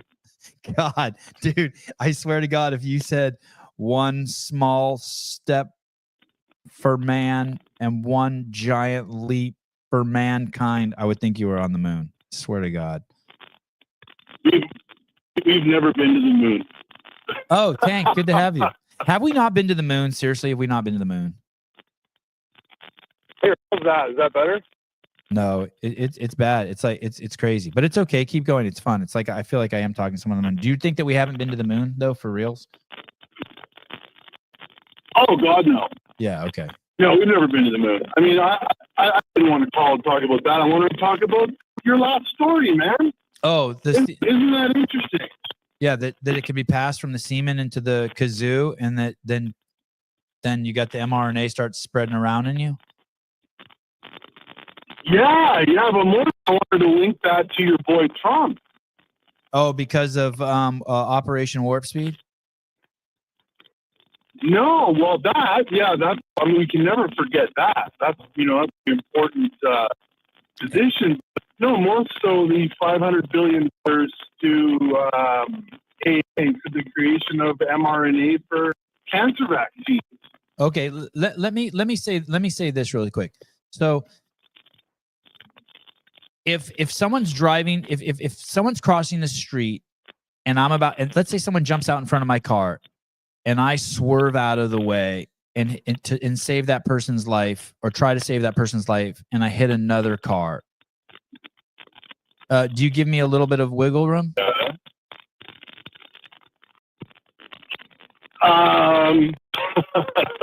Not with mRNA. If your car just so happens to be a needle-shaped vehicle with wheels, I guess I would gladly dodge that anything possible. All the information coming down the pipe, I would stand behind and listen to somebody talk. So do you think Trump was trying to do the right thing with? Do you think Trump was trying to do the right thing with Operation Warp Speed? No, you don't. I think I maybe in his head, but he's not seeing the people behind him, the evil behind him that is actually colluding to make these things, happen in real life. Like I think Trump has good intentions, but the people surrounding him, and I'm talking the forefront people. I'm not talking the Tulsi Birds or RFKs or whoever these guys. I'm not talking now. I'm talking the people behind that. Like the people we are just the people we see. They're just the people they want us to empathize with or whatever that may be. Just to to the forefront. I mean, Trump. We've seen him for how long in front of us on TV, from alone to you're fired. So it's comfortable for most Americans, and it's not that. It's not him. I empathize with Trump just like this guy. I think that he wants the best for America, but he's trapped. Okay, and then so I like that. I like where we are with that. Then let me move on to this other thing. So do you think it's bad? So these people want to invest $500 billion in some AI healthcare, more mRNA shit floating around in our ecosystem, and he's parading it around, if we can agree, as a good investment that will create a lot of jobs. And for some reason that bothers you, correct? The jobs part of it doesn't bother me. Do you think I'm mischaracterizing it? I want to get on this. I want to get on the same page that I'm characterizing it in the right way that you and I can agree on. Well, we don't need to read, so I actually appreciate, disagreeing about being proven wrong, to be honest. But I agree. That would make me. I think it's a complete waste of money, and I think it's absolutely dangerous. And for people who aren't educated, you're fucking batshit crazy to take any injection from any of those fucking companies unless you're just absolutely fucking desperate, right? So like you get shot with a bullet and you go to the hospital and you're just like, fuck it, do whatever you want to me to plug the hole up, right? I get that chaotic mindset, but all that other shit I think is fucking scary and dangerous. But here's the part I'm so happy about. As long as we can keep talking about it, I just want to be able to say on my YouTube channel to the cohort, like people like you and other people, like, hey, don't fuck with that shit. Just don't eat sugar and exercise and you'll be at the fucking, and just let a bunch of other people take that shit first. 100%, man. And we're not like, whether people talk about it or not, like the testimonials are there. This is happening in real time. Everybody has been touched by this. And it's sad that it's not at the forefront, and we're trying to find a way to actually, use science to our advantage in this case to help alleviate some symptoms and issues that people are having. I'm not saying turbo cancers, but like, from the myocarditis to something like. I believe in the turbo cancers. I think the turbo cancers are caused by the vaccine for sure. And I think autism is super closely linked with the 72 injections they give our kids before they're fucking 13 years old. I believe all of that. I'm open to being wrong, but I'm like, fuck all that stuff. I think you're just. Go ahead. If you're looking at the AI perspective, solely, it's you got to look at obviously from more of a defense mechanism now rather than so much about this mRNA. I think that's just topical, but obviously we know that China comes out with DeepSeek. It killed the S&P in a day. It's recovering now, obviously, but like we look at stuff like that and we don't really see it for actually what it is. And I think Trump obviously has the best intentions of America in trying to protect that, but why not into some sort of AI treaty? Like, I know, there's so many things going on now with the wars all over the world, and it makes it difficult to talk country to country, at least at a level of diplomacy, but I don't understand why, if we are, and, you take guys like Altman and Ellison, and they've been all quoted saying how dangerous AI is. And, there should be more diplomacy act of some sort of AI treaty, perhaps, that we can slow down. I mean, we've all seen Terminator 2, and it sounds cliche. It's very important and actually did tell us what's going on right now. And it maybe to an extreme, but still if what could happen. I mean, people are cheerleading guys like Elon Musk. They want to put brain chips in, and I know I'm cynical right now, but this is the reality of it: is he wants to put brain chips in your head. He basically has control of the skies. He's built robots, and he owns, probably the highest percentage of data collection in the world right now. People cheerlead that. It's like, holy fuck, man! Like, this is not something that people should be cheerleading. It should be something that people are actually rallying against. I mean, this is the richest man on earth right now, and it's just insane. So I'm going to leave it there. It's a constituent meeting, but I appreciate all you, man. I just have a lot on my mind, and I know that he wants to rally behind a champion, and I hope that Trump is that for us. Like, I'm a candidate, dude, and we're up against it tomorrow, for fuck's sake, with these tariffs. And the reality of it is I love everybody, man. I just want people to get by, and I want us to actually, like, flourish as humanity, not be pinned down by this fucking thumb of government. Who's your So, cell phone carrier? that's my Before you go, thank you. Who's your cell phone carrier? Bell. They suck. All right. Well, thank you for calling. Love you, buddy. Peace, guys. Peace. This is amazing. Haley, you should see this. The White House, is the White House on pages that they're pulling down. They've written, this page has been unburdened by what has been. Is that, I think that's really true. Oh, shit. Is that really true? The White House digital team deserves an award for what they've been pulling off. This is insane if they did this. This is so funny. I'm glad I'm not the worst calling. Oh my God. I'm just honored that if that was Tank that he called in, that's cool. This is crazy. Is this real? Oh, the convergence of art and good government. Yeah.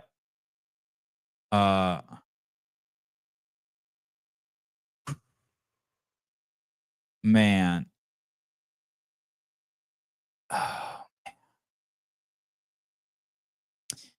So for all the people who are in leadership positions, this is what it looks like. This is what Patrick Bet-David, I've heard him use the term intrapreneurship. You cannot, if you're gonna, you need to hire good people and then just let them fucking run wild. People, you need to find people who have the exact same mission as you and then do not micromanage them. You have to fucking let them go or you're never going to get shit done. That's what was done in the early years of CrossFit for the first 10 years. And that's exactly what I do here at the Sevon podcast. Every single person who works in the space with me on the show, I just let them go. Edit what you want, do what you want, create the art you want. I'm not there to micromanage you. My platform is a place for you to fucking express yourself, your art. Caller, hi. Hey, how are you? Is my audio okay? Like that guy's audio is terrible. Atrocious. Well, you're calling from the great country of the United States of America. Your self-service. Yeah. Oh, that looks good on you. Those clothes look good on you. Yeah, Nothing but the best. Yeah, your ass looks insane. Your tits look good. Oh, so sorry, caller. I got distracted. How are you? Yeah. No, I'm good. I heard you talking about not taking a vaccine because there's no clinical studies or there's not enough, and allowing people to pass away, let them pass away. I don't know how old you are. I'm 45. Okay. I remember the great over-the-counter drug ephedra that was banned in 2004. That was like the speed shit, right? That you like took in high school. Oh my God! And they made it illegal, and so all your friends went out and bought cases of it. Yeah, that shit was. Oh my God! Crazy. It was the greatest. It was the greatest. I wish they would bring it back. But I looked into it when you said that, right? There were 117 deaths related to that, I guess, drug. I like where you're going. I like where you're going. Yeah, and I just looked up the statistics on a vaccine that caused over 16,000 or were linked to 16,000 passings. And I don't understand where everyone's head is. I remember being called a terrorist because I did not want to put that in my body. And how is it that the FDA, the FDA comes along and says, you can't do this, you can't do that, but everyone's penises are getting cut off and you're allowed to take testosterone, stuff like that. I'm just curious, like what you guys think about that. Hey, what about this? Just like think of the statistics around this. Let's say the measles vaccine really does work, right? And 500 kids were dying a year for the 10 years prior to the deployment of the measles vaccine. Don't you at least need to know how many kids are also killed from the measles vaccine, meaning human error or allergic reaction? Because what if we find out it's 704 die every year from the measles vaccine? And that kind of information just fucking isn't out there or isn't looked at. And it's like, how the fuck are you going to deploy 9 billion shots and not assume that there's going to be 100,000 accidental deaths, right? A dirty needle, a batch that gets too hot, a batch that gets too cold, a batch that got mixed up with something else. I mean, we live with fucking idiots. Well, I mean, we just pardoned the great Goomba, Dr. Fauci, for what I don't know. But again, I guess you can do it as long as you got your friends are powerful, or at least the executive of executives, Joe Biden. I remember taking creatine, and this is when creatine became very popular. I was in high school. The doctor, my mother sent me to the doctor to go talk to him about taking creatine. He goes, David, you can take it. The studies are out. There just hasn't been enough bodies attached to it for me to tell you not to take it.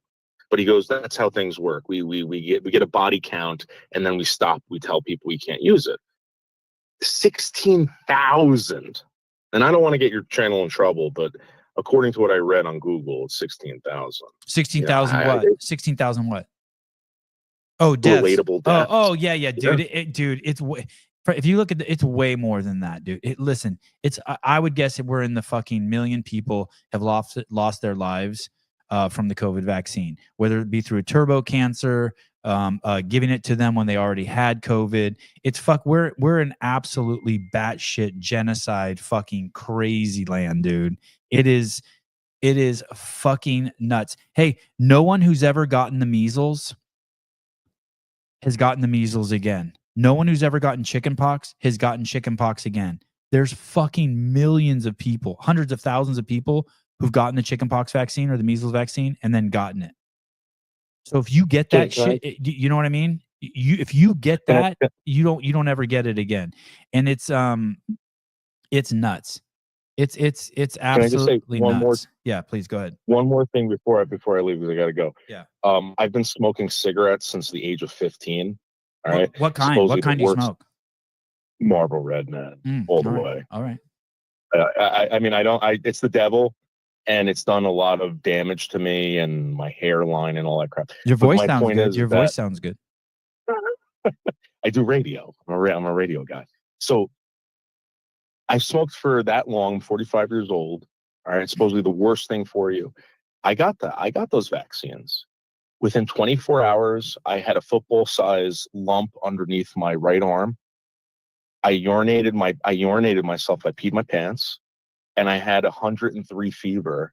Cigarettes have never done that to me. Either has ephedra, and it's really alarming. And I think someone's got to go to jail, somebody. But anyway, I love the show, man. Thank you very much for having me. I really appreciate it. All right. Thank you, brother. I appreciate you calling. Thank you. Jeff Bako. I pray that Sevon gets shingles. I pray for that every night. Okay, so let's say you prayed for it. Let's say you there's 236 people watching the show right now. Let's say you prayed for that 236 times. To counter that, I need everyone to follow along with me. Close your eyes. I pray that Sevon never gets shingles. My Lord and Savior, Jesus Christ, all the other good gods out there, all the angels swarming around in my vicinity, please counter and push back the prayers that Jeff Bako tries to put towards me and harm me. Amen. There you go. Fuck you. We win. Oh, Yeshua, if you're listening, I love you. Please make it, please have Jeff Bako win $300 million in the lottery so he doesn't have to be stuck at home listening to this shitty show all the time. Stop praying for bad things to happen to me. Thank you. Okay, there you go. I win. Oh, Disseldinger, I pray Sevon never get shingles. Thank you. Sebi, I think your vaccine rants are crazy sometimes, but I don't want to get you shingles. I love you. Boo. Thank you.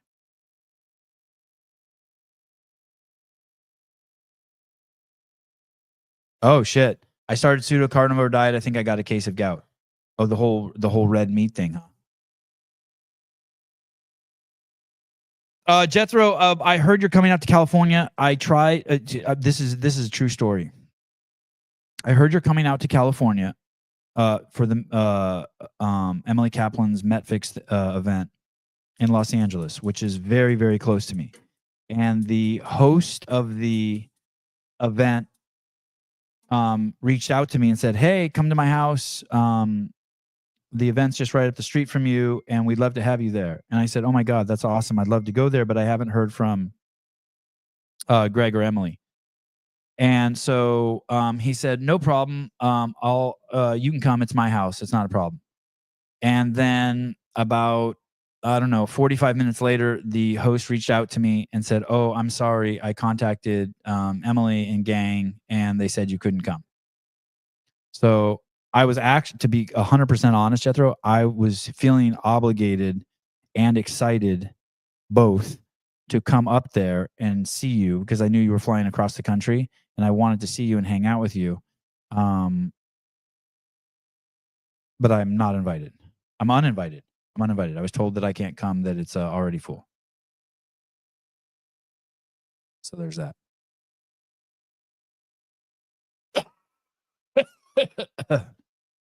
Crazy, right? So there's that. So I won't be seeing you. I tried. I made a valiant effort. So instead, I'll be hanging out with my absolutely disgustingly filthy rich friends in Newport Beach at the beach and watching the UFC fights on Saturday morning. I'm going to go to the butcher after the show. I'm going to spend $500 on ribeyes. And tomorrow morning, I'm going to go over to Sarah's bodyguard's house. Insane. Nicest house the bodyguard's ever had. I'm going to sit on his couch with him tomorrow while my wife makes ribeyes. And we watch grown men in their panties beat the shit out of each other. Thank you.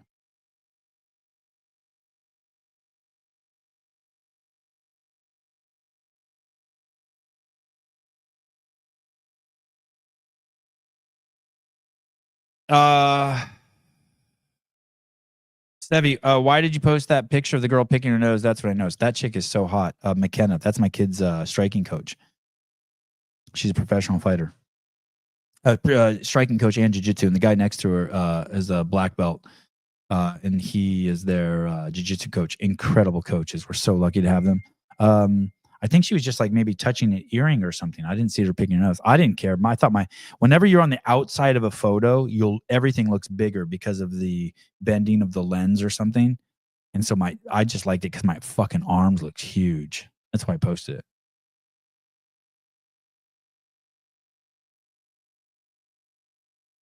So there's that. All right. Let the show proceed. We've been derailed. Okay. We did mRNA vaccine. Bako wishes I get shingles, and Pat Lang thinks my take on vaccines is crazy, even though I've done 1,000 times more research than he has, than either of them have. Sevon thinks he's smarter than the epidemiology majors. Uh-huh. I'm not smarter, but I'm more logical. Okay. To all the women out there, I have this to say to you.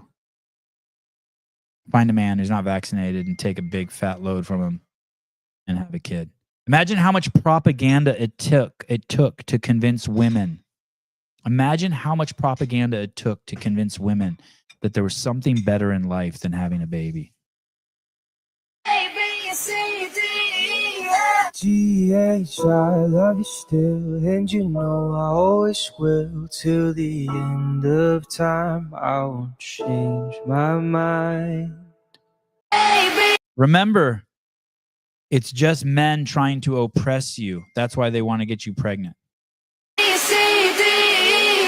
GH, I love you still, and you know I always will. Till the end of time, I won't change my mind. I had to watch that like 3 times to get what they were saying. What a world we live in.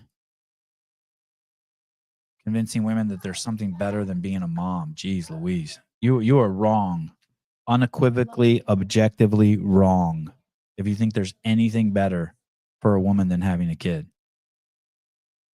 Off to coach.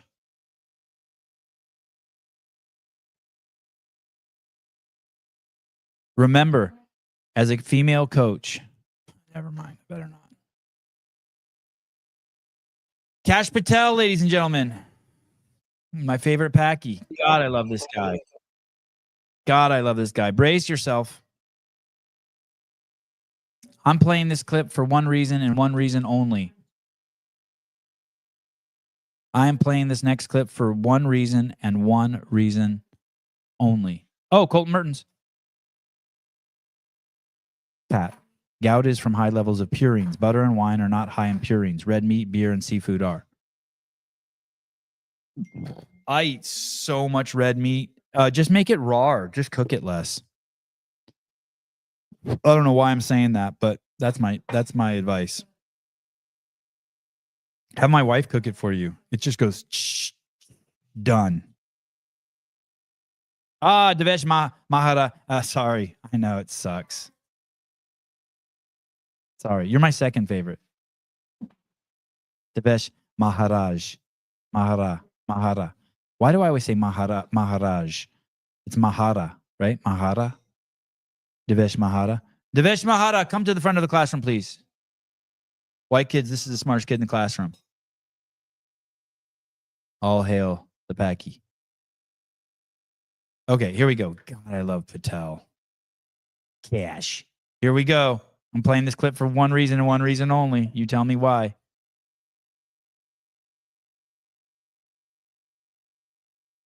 Action. Fortunately, Senator, yes. I don't want to get into those details of my family here. Let's get into a few of them. Tell me about it.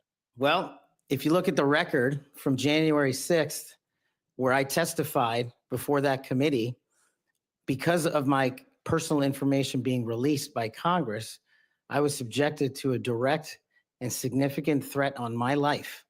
And I put that information in the record. I had to move. In that threat, I was called a detestable, and I'll apologize if I don't get it all right, but it's in the record, a detestable sand nigger who had no right being in this country. You should go back to where you came from. You belong with your terrorist home friends. That's what was sent to me. That's just a piece of it. But that's nothing compared to what the men and women in law enforcement face every day. And that's why they have my support. Okay. Okay. Oh my God. How many times do you think that's been said in Congress? How many times has someone said sand nigger in Congress? Oh my God. I absolutely love him. What if he would have been like, I was called a deplorable sand N-word. Fucking what a G. Oh man. Brady Libby, Joe Biden said it without sand. Oh my goodness. Telling you, this country, I always knew it could only be saved by black men and women, but now I'm like, now I'm watching it actually happen. What's up, Sadie? Good to see you. One at a time.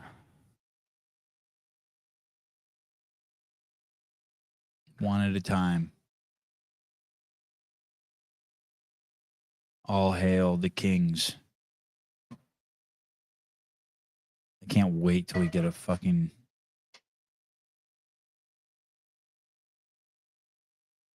I was going to say something inappropriate. We saw that General Fauci and Milley had their protection taken. New York City is completely out of control. Watch this. Let me see if I can do this. Let me see if I can type in new into Google new York City subway. Every day, dude, there's some crazy violent attack on the New York City subway.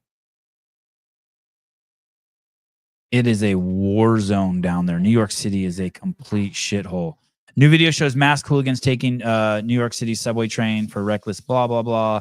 Video shows our train stolen. Teens steal New York City subway. New York police are on searching for 6 subway train joyriders. I hadn't even seen that one. New York City subway most dangerous stations are on Lexington Avenue. Inside NYPD's fully fledged overnight subway surge. Subway shove survivor recalls how he cheated death. That guy was pushed into the tracks 2 days ago. Subway fare evasion down more than 25%. Look at that bird on our table out there. Woman pushed in front of, and here's a woman being pushed in front of the New York City subway. This is 3 days ago. This is different than the man who was pushed in front 2 days ago. Brute with 20 priors, bash teen with hammer on New York City subway. That's 2 days ago. Is New York City subway going under? Funding initiatives tackle crime.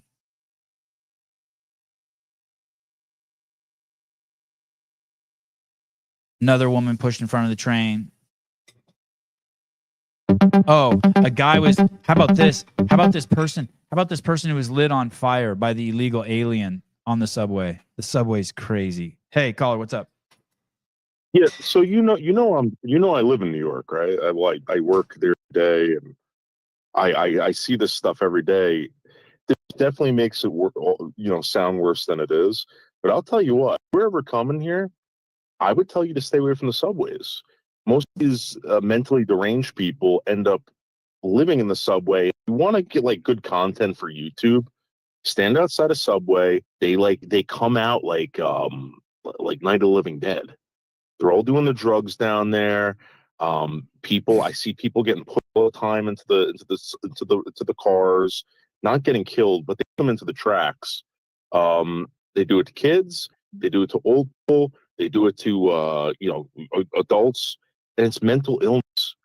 In New York City, if you're mentally ill, you could take a crap on the sidewalk. You can urinate in public. You can scream the N-word anywhere, right? This is what I see every day. By the way, But that's in California too. I grew up with people screaming the N-word like maniacs in Berkeley. Like I saw that once a week. It was crazy. Just running. Yeah, it was crazy. That's mental illness. And this is the thing. I don't know how they're getting their money. I talked to a couple people. I'm out here in Brooklyn right now. They're all on Section 8, and they're all wandering around. They're paycheck. They all have cell phones. They're harassing people, and it just seems like the state or the federal government's funding these people. Hey, dude, illegals They're get funding a mental prepaid cell phone for 2 years when they enter the country. Did you know that? They get a I'm gonna be honest $1,500 with you. EBT card and a 2-year voucher for a cell phone. To be honest with you, I've never met an illegal alien in New York City, but I've met them in New Jersey. They're not getting that, but I don't see any ICE agents out here either. People are saying New York City's being raided, blah, blah. I don't see any of them. Columbia University, when that happened, I was out there reporting on it. I didn't see anything that they were reporting. There's a lot of misinformation out there. There's always truth and lies, right? Yep. A little bit. Hey, So I used to visit New York City a lot. I've been there like 20 Mm-hmm. times. I probably spent cumulatively a year there. I used to spend a lot of time there. It's like a documentary, capital of the world. And every time I rode the subway, I saw something, and this was in the good old days. This is 20 years ago, 25 years ago. This is Giuliani era. Every time I saw something where it was like, okay, something could go sideways here and I might have to fight. Every fucking time. And I was personally accosted probably fucking a dozen times. Like someone saying, give me your cell phone, give me your camera. What the fuck are you looking at, white boy? Like just, it's fucking nuts down there. That's why when people ride the subway, they just put their head down. They don't want to make eye contact with anyone. It's batshit crazyville down there. Well, it changed since you've been here. I'm telling you that right now. It's worse. I will say this though, in public, like out of the subway, these people are very nice. They'll hold the door open for you. As soon as you get into that subway, man, I don't know what's down there. if they feel safe to harass people, assault people. And we had that gentleman that put that guy in a headlock that spent I don't know how many years in prison because they accused this guy of murder. You do anything to these people, you will go to jail. Jeff Bako, you're full of shit. My mom lives in Midtown near 59th Street Bridge, has lived there since the 60s. Never in her life has she had an incident ever. Well, fuck, I don't know what she's doing, but I just mind my own business down there too. And every time I had a fucking incident, and I saw crazy shit in New York just like all the time. Like no one there gives a fuck. And I loved it as a young man. I loved it, but I would never in a fucking million years want to be there, like, and have to protect my wife and kids. There's too many fucking variables. Yeah. No. Yep. And I'm telling you right now, I think what he's saying is in the subway, bad. It is bad. And if you've been here long enough, you've definitely been assaulted. Yeah.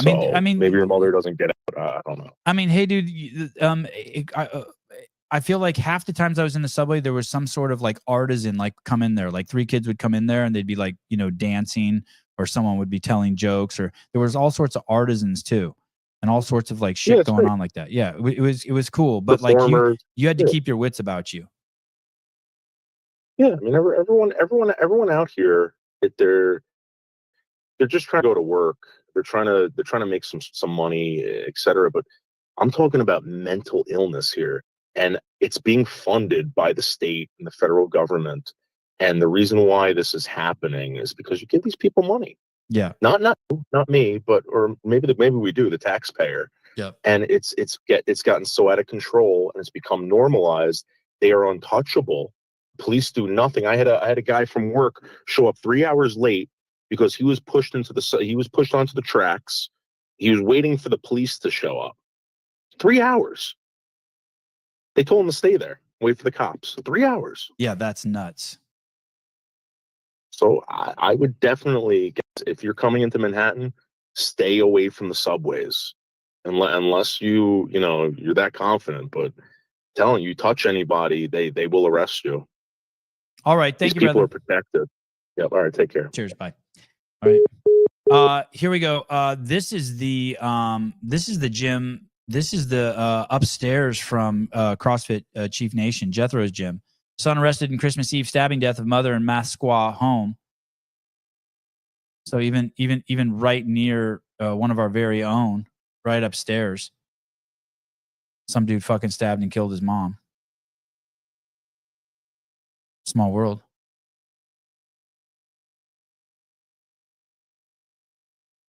Yeah, wackadoodle central. I guess if they all have to be in one place, fuck it, leave them there. New York's the place. What are you going to do? Or send him to Boston? I wish George Floyd was alive so he could vote Trump. That's because now that he's dead, he's obviously going to vote Democrat.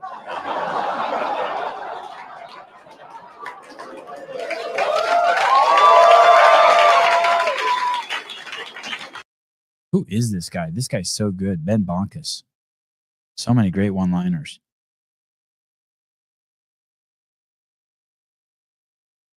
Yeah, New Orleans. I'll take a pass on that place too.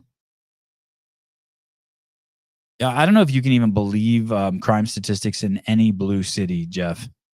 Let's be fair. 58% of all fucking people taken to the police station in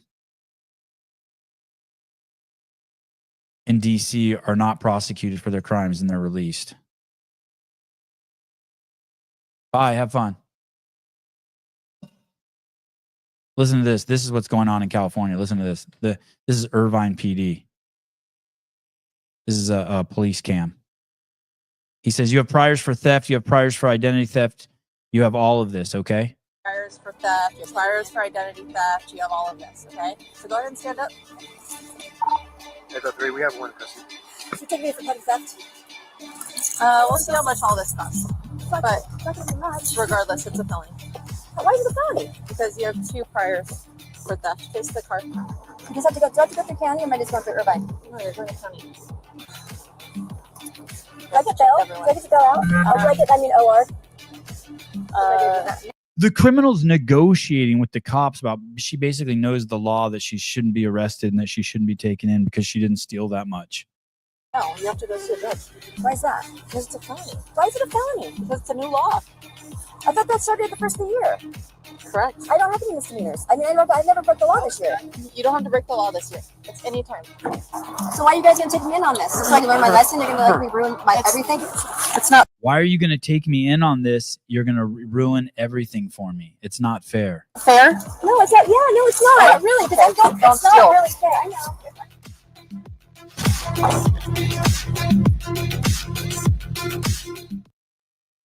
I wonder, I always thought of Irvine as a libtard place.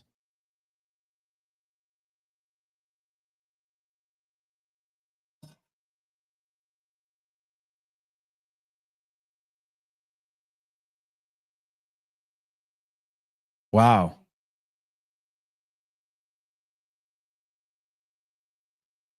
All right, go Irvine.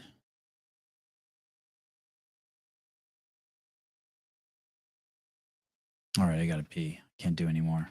I'm done. It's fun while it lasted. Still loving Tom Homan.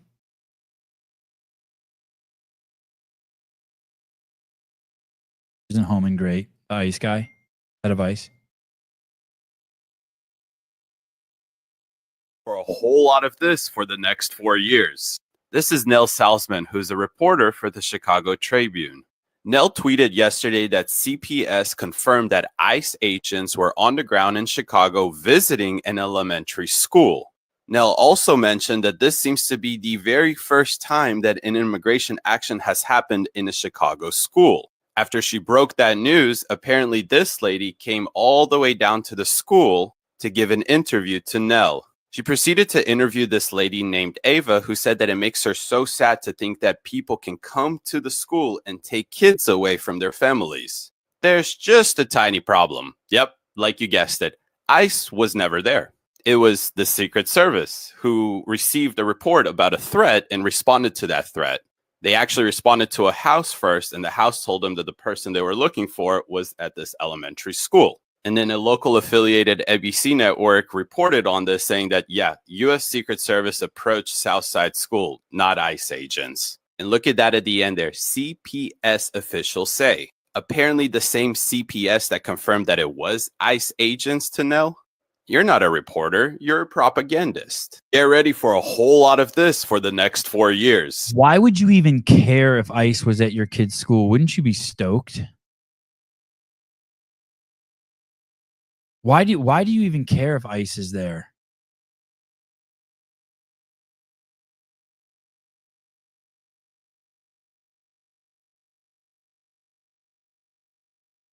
Hey, Sevy, Matt winning on his master's in exercise physics and squatted over 1,000 pounds. Hey, Sevy, Matt winning on his master's. In exercise physics and squatted. Some guy named Matt Winning squatted 1,000 pounds.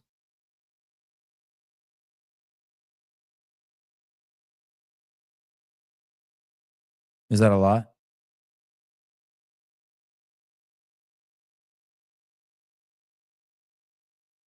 Sounds like a lot. That's a lot? Oh yeah, my son says that's a lot. Squatted 200 pounds. Yeah.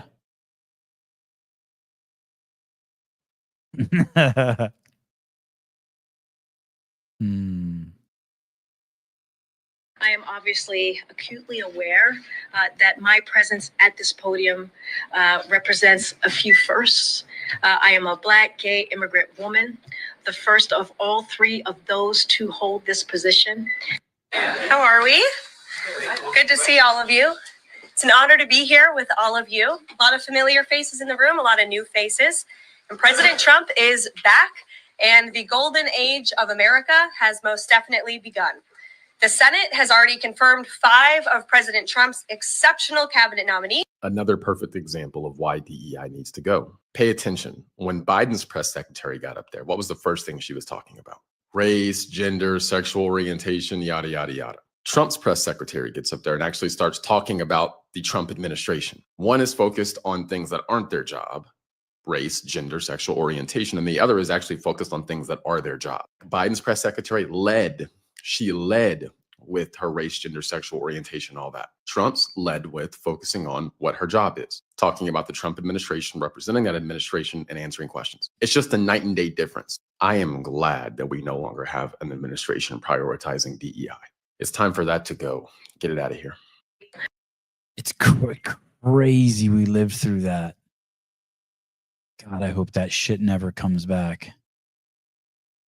Like, hey, dude, that's the job of like some print media or some kid on Instagram to be like, hey, we have our first Haitian immigrant, first immigrant ever at White House press secretary, or it's our first lesbian, or if it's our first black lady, or whatever the fuck, she's the first.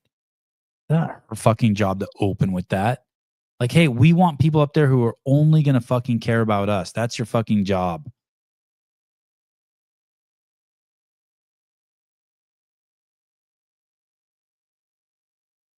Go pee and let's just keep going. I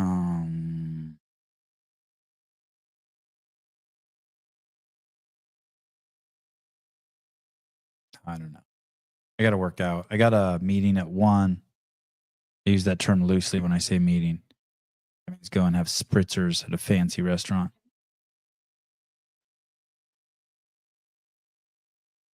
Yeah.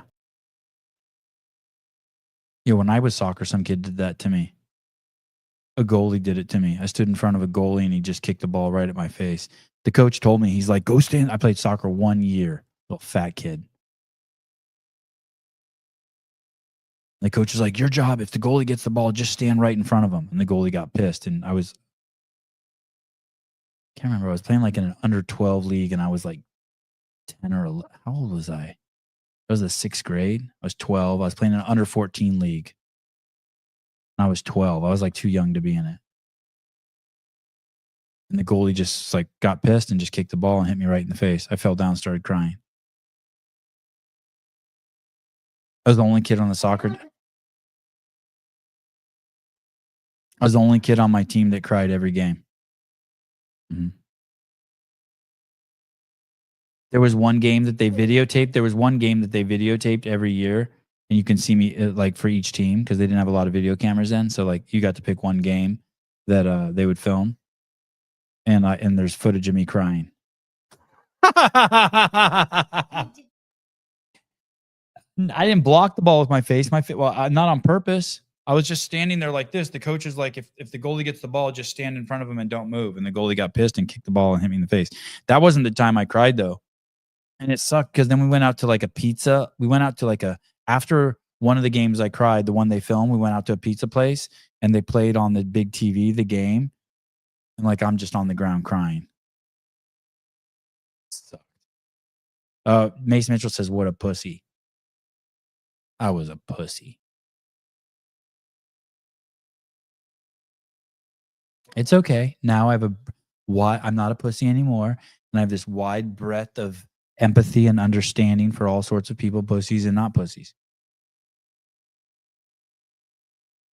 I'm proud of my journey.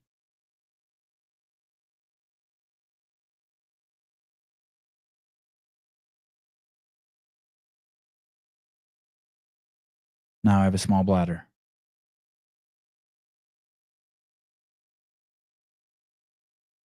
Now instead of a pussy, you're a dick. Thank, but well said.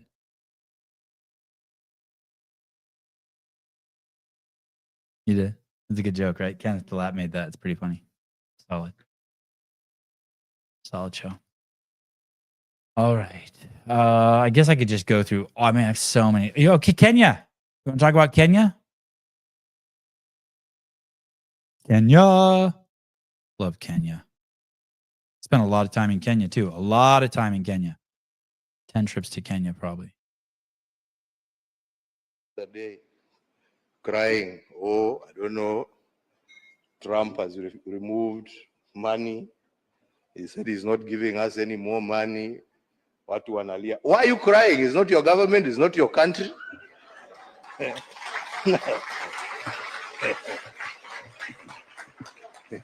He has no reason to give you anything. I mean, hey, you don't pay taxes in America. He is appealing to his people. Shauri yenu bwana. Eh? This is a wake-up call for you to say, okay, what are we going to do to help ourselves?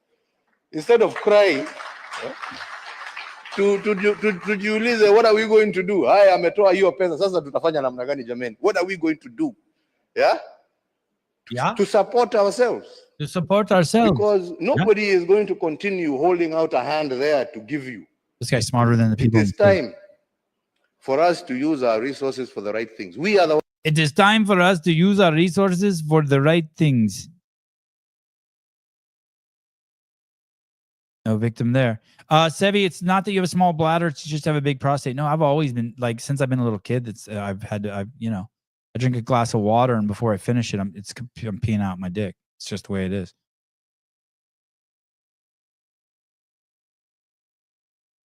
Prostate's perfect. At least that's what the guy who told me he stuck his finger in my dumper. My dumblito. You know what I mean?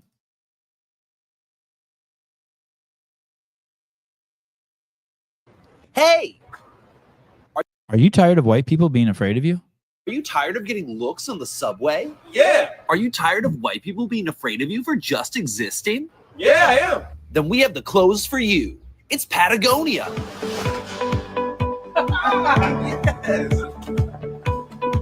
Black people usually scare me, but then I saw the Patagonia and thought he has many, many white friends. You'll see the effects fast. I was alone with a black guy on a subway car, and thanks to Patagonia, I wasn't scared at all. Now no one thinks I'm a bouncer. It's like wearing white guy camouflage. Bloods and Crips don't hike on the weekends. I feel safe. I actually hate the great outdoors, but they don't know that. I'm not afraid of a guy with a granola pocket. We use the best materials, and white people will smile and wave when they see you. He doesn't sell rocks, he climbs them. Side effects might include getting clowned, crowded sidewalks, and white people asking you to go hiking. Solid. Patagonia.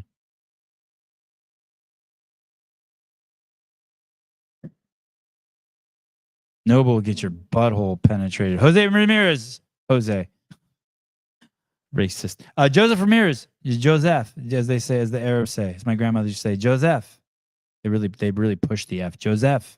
Not Joseph. Joseph. Joseph Ramirez. Joseph Ramirez. Fucking Jose. Noble says, Noble will work too. Yeah, get your ass pounded. The Sevi's the binge bro's dead. Let's call Hiller. I don't know what the fuck's going on with him. Hiller is under serious emotional distress this week. No fucking idea what happened to him. What the fuck is going on? I've become like a high maintenance girlfriend to him. I was bugging him yesterday. I don't know how many times I called him yesterday. I've been really bugging him. My friends probably fucking hate it when I'm not at home because I call them so much just to sit on the phone with them. Like they're my fucking girl. You know, like when you used to do that with a girl, like you just be on the phone with her for 8 hours and you wouldn't say anything. Like from 8 at night till 4 in the morning, even though you're going to see her at school tomorrow and not say a word to her. Hiller's like my friend like that. Like I just call him and just make him just stay on the phone with me. What the fuck is going on?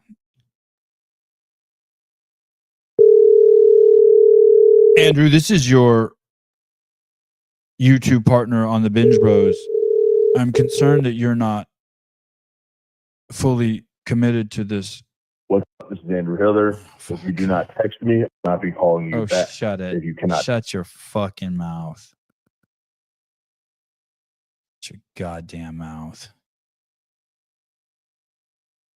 I'm fucking power. This is what the recent called. This is what you call. This is we call this power calling. I learned that word from Greg. It's like when someone doesn't answer, you just keep calling them. Like, fuck it, I don't give a fuck. You just power call their shit.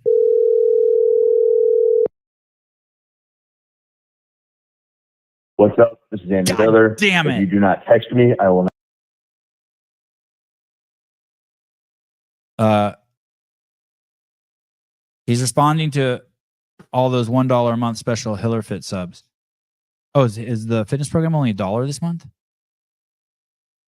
We're gonna do Binge Bros. It's gonna be today. I guess we're gonna do 2 episodes. God damn it! I hate doing that.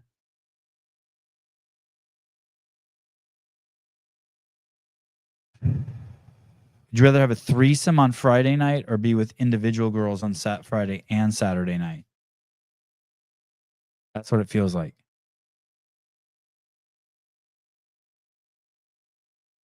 Three calls, 3 rings each. You think I should call one more time?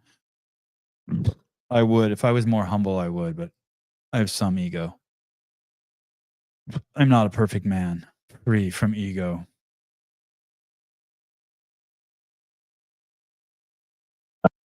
Oh. Hey. Hey. Hey. How's Power calling you? Hello? Hello? You there? Yeah. Is this Andrew? Do I sound like maybe Andres way? Andres, way. What are you doing? Are you doing Morse code right now? Doing whose code? Morse code. I hear like a. It's probably just the Android phone. Oh, something's rattling. Oh, did you get that free when you crossed the border? Yeah, with the 2-year unlimited plan. Nice. God, what are you in your car? Something's rattling. Doesn't that drive you crazy? I'm driving. I'm on a fucking lease road. You're on a what road? A lease road, so unpaved. Jesus, what state? Like what state are you in?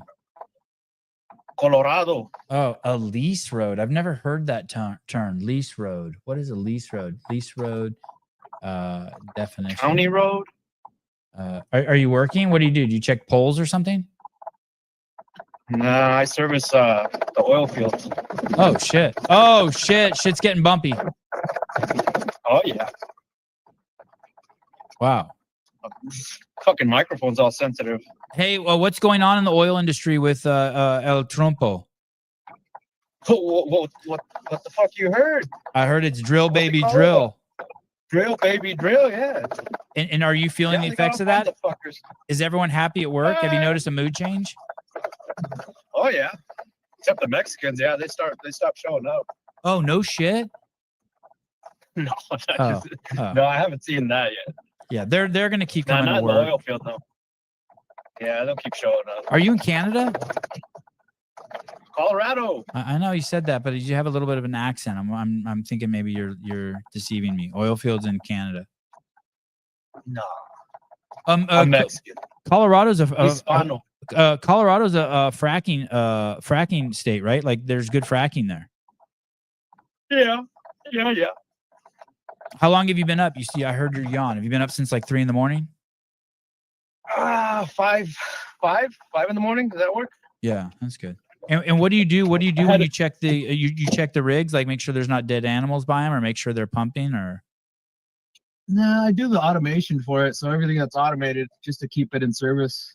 Like give me operators to give me an example. Like right now, I'm headed to a service call where there's a solenoid that's stuck open. I got to go replace it, fix it, troubleshoot, get it repaired, get it back in service. How do you get it notified? Batteries. How do you know it's not working? Like there's like a main office and like a little red light goes off, like in The Simpsons, like at the nuclear reactor, and it's like beep, beep, beep, and they're like, "Hey, Vato, go fix the solenoid." Yeah, something like that. Yeah, operators are locally doing their rounds, and if there's something interrupting production, they'll shoot us a service call invoice, and we'll go check it out. That seems like a cool job. And do you go alone? Are you solo man? Yep. You ever drive down a dirt road for 50 minutes or an hour, get there, go to fix it? You don't have the part. You got to drive an hour back and then an hour back in and then an hour out again. And you end up spending 4 hours on a bumpy road just because you didn't have the part. You know, it's crazy you say that, because all the other fools that I work with, they do that. I show up to the job site prepared. Like my truck is fucking full of parts that I probably won't even need, but I have them just in case. So yeah, I let all the white kids do that. Let the white boys do that shit. I They like to milk it that way. I expect that from the listeners of this show. Type O, overachieving, handling their business. Yes. All right. Yeah. I like to carry shit that I think that's unnecessary, but it's readily available for when I show up to service calls. All right, I have to drop Oh, a yeah. deuce. Do you have Driving anything on else these roads. you want to say? Drop a deuce or a piss? Oh no, the reason I called in is because of that healer fucking fit thing. Is promoting that $1 membership for the 30 days. I signed up and the fucking thing when I checked out, it was like it gave me some fucking error that it needed my fucking date of birth. It's like, don't fucking try it again, and then I tried it again and still it's the same fucking error. So I don't know. Oh, Whenever you get in contact with them, let them know. Okay, I will. That's good to know. Yeah, I tried it twice. So you never got to sign up. Were you trying from your phone or a computer? A phone. And was the was it your credit card or a stolen credit card? Nah, mine. All right, mine, Holmes. I actually get paid. All right, thank you. That's good. That's great feedback. I love that. Yeah, let Hiller know. Is it like I don't know, fucking software program issues? What happened? I was like, I'm trying to get on that Hiller fit for 30 days. Get ready for the open. Okay. Are you signed up yet? No. Fuck. What? How are you telling everybody to sign up when you're not signed up? I'm going to sign up. Hey, dude, I'm prairie dogging. You're prairie dog. All right, good. All right. We'll catch you later, man. Okay, Good show bye. today. Thank you. Talk later. Bye. Bye. I'm Jen. I am Lucy's mom. Our world was kind of flipped upside down in 2023 when we were in a motor vehicle accident, which left my daughter a paraplegic. My name is Lucy, and my age is 11, and I have a T4, so like right here. One thing was really clear, that she wanted to be an athlete again. First day of school, she was just hit with failure after failure, and realizing that the people around her didn't view her as a competitor. They didn't quite understand. That was pretty frustrating stuff. When I first came in here, I was a little bit nervous because I had never been really in a gym before. But when I came into this gym, it was different because it was like everyone's welcome. If you're in a chair, if you're not in a chair, no matter what. CrossFit Watchtower very quickly became our home. It's really important because it helps with my independence and not just with like strength, like I can pick something else that's heavier, but just, I don't know, I just feel a lot more confident and just a lot more happy and stuff.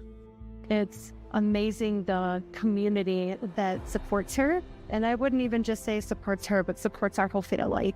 Here, she is a competitor. She figures it out. And that's really because of the confidence and the independence and the strength work that she's done here at Watchtower.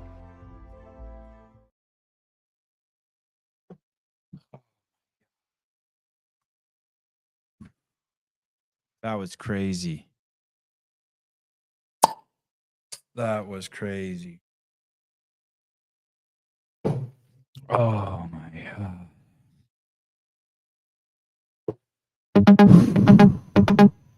Hello? Hello? Hey, Savvy. Hey. This is Mad Marv. How you doing? Oh, what's up, dude? Hey. So, the title of your show. Oh, what's what the is- answer? I have the solution. It's black men.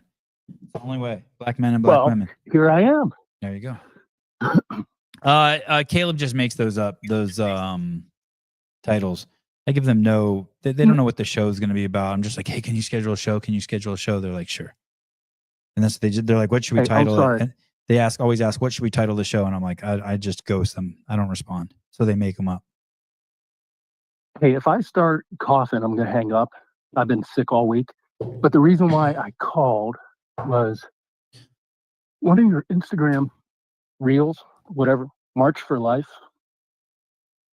You put the caption on the abortion video was, every human life is valuable across all ages, stages, ethnicities, and so on. Yeah. And you said, well, not every human. What about pedophiles, rapists, and murderers? Oh, yes. Let's discuss. Yes.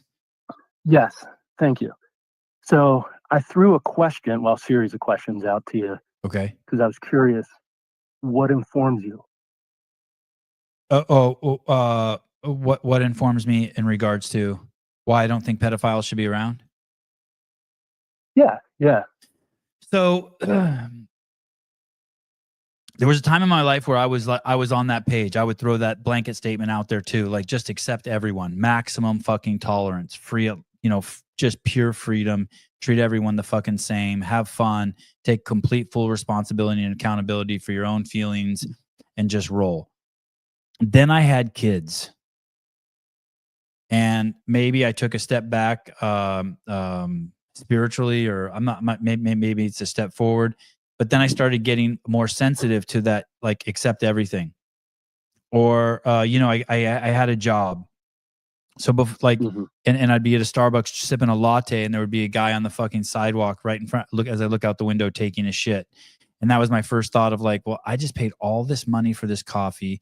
I work my ass off 90 hours a fucking week at a home for retards. And now when I pay for that sidewalk out front, and I want there to be some code that as a civilization we live under, and if I'm paying for it, I want to have some say over it. But then I had kids, and I'm like, now my kids have to walk through this shit. So I became even less tolerant. Right. Yeah. And so I just started. I'm not saying whether or not I agree with you, but I guess the base of my question is, I started losing tolerance as I had kids. Mm-hmm. You seem to be, I'm going to assume that you believe that those things are bad. Yeah. Pedophilia, rape. That's a fair assumption. What informs that? Because I guess my own thoughts of like how I wouldn't have wanted to be molested. I'm like so thankful I wasn't ever diddled as a kid. I don't. Let's say my thoughts are opposite. That you think. Why do your thoughts matter?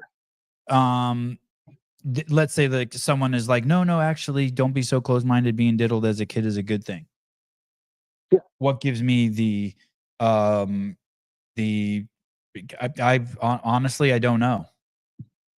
I need to think about that for a second. What makes me think that it's not good? Like maybe it is good what happens in some of those Middle Eastern companies where there's groups of men, or maybe it was, I think even like Socrates, Plato, and Aristotle, I think they all blew each other maybe. And maybe that was a good thing. Right. Yeah, don't knock it till you try it. So I mean you see how shaky opinion could be. Like yes. Yeah. Yep. Like I think I forget who it was. Jake Chapman, I think, was talking about or even men and women's sports versus objectivity. Yeah, maybe even women's sports. Like, hey, fuck it, just let men compete with the women. Like fuck it. Like that seems more subjective to me than molesting little kids or even that word is loaded. I would try to even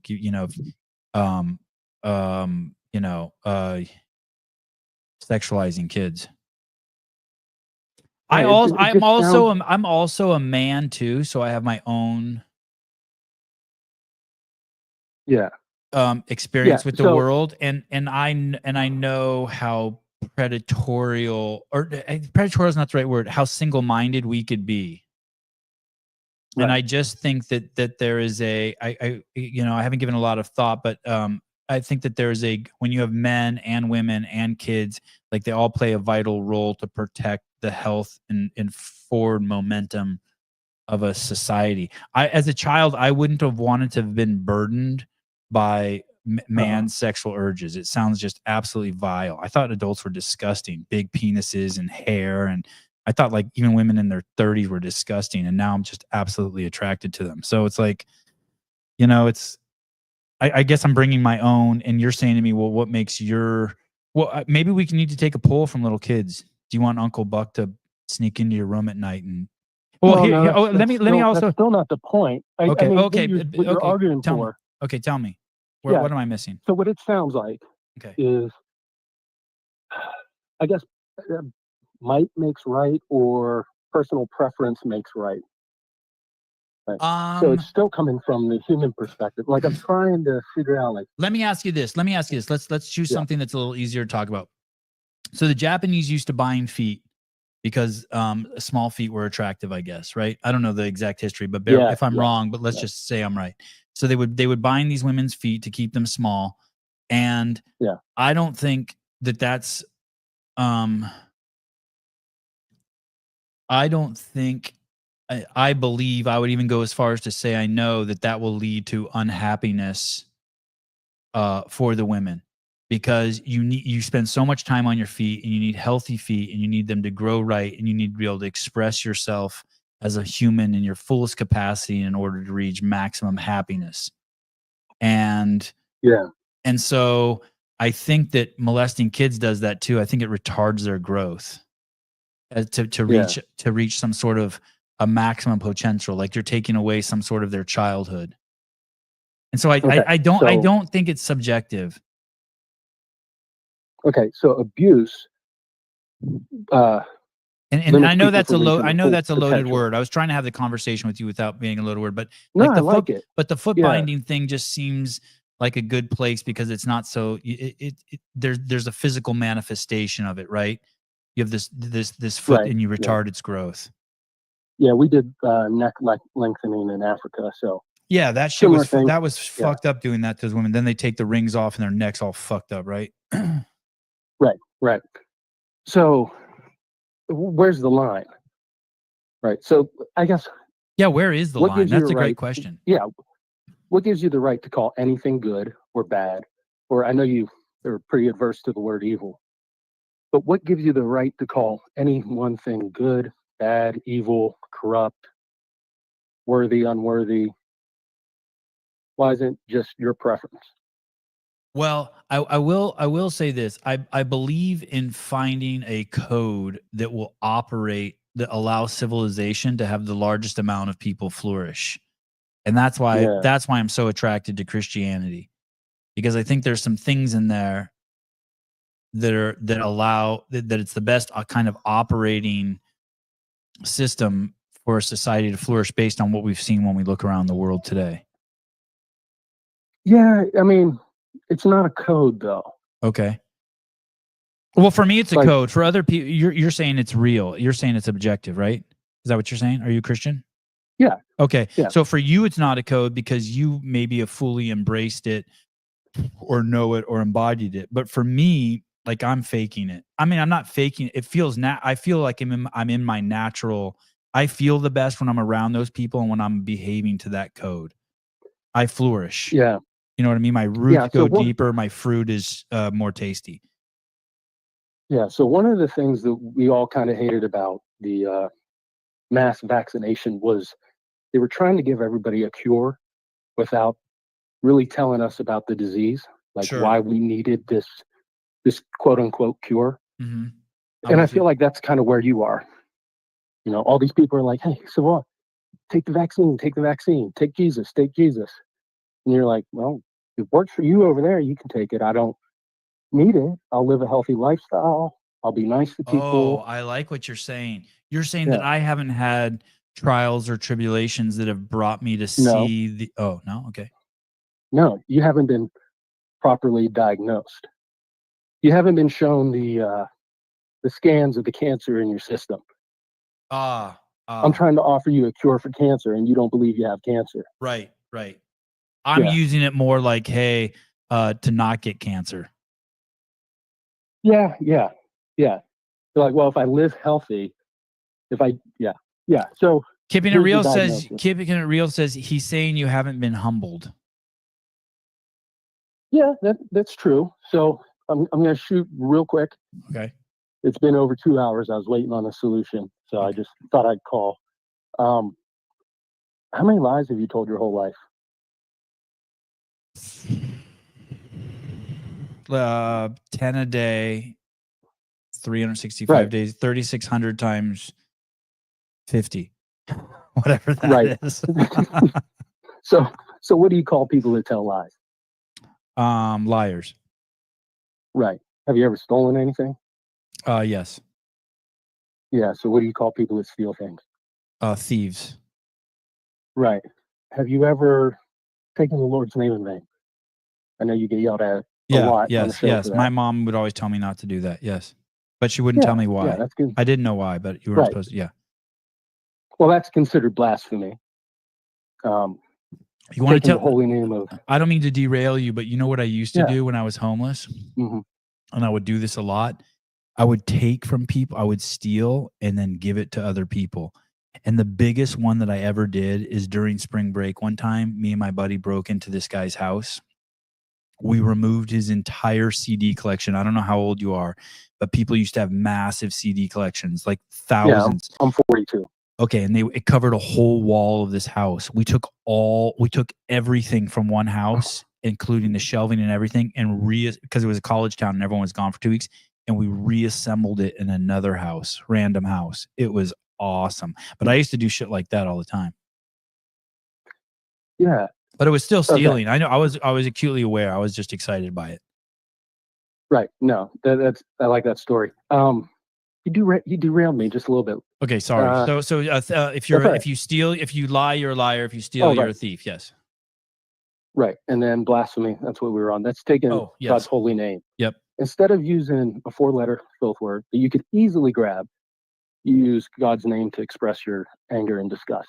Right. Like, could you imagine me using your mother's name to describe excrement or an open sore? Wow. So you stub your toe and you're like, Jesus Christ, and someone would be like, Rosemary Matosian. That would be fucked up. Yeah. I mean, your mother's precious to you. Yeah. So you don't devalue her name. You want to honor her name in the public. Mm-hmm. You don't let anybody else speak bad about her, no matter how you're feeling in a moment. But yeah. So, come on, those are 3 of the 10 commandments. I'm going to give you one last one. And you've already expressed that you're a man, red-blooded. I know how you are because I'm like you. Mm-hmm. Have you ever had sexual desire for another person? Of course. But that one I'm really good with. That doesn't make any sense. I do not. Like you're lying to yourself. No, actually, I'm not. That one I'm really good with. So let me tell you, I knew that my wife was my wife. Gonna be. Mm-hmm. I knew my wife was special for me, and one of the things is like whenever I masturbated, and still to this day, I always think of my wife.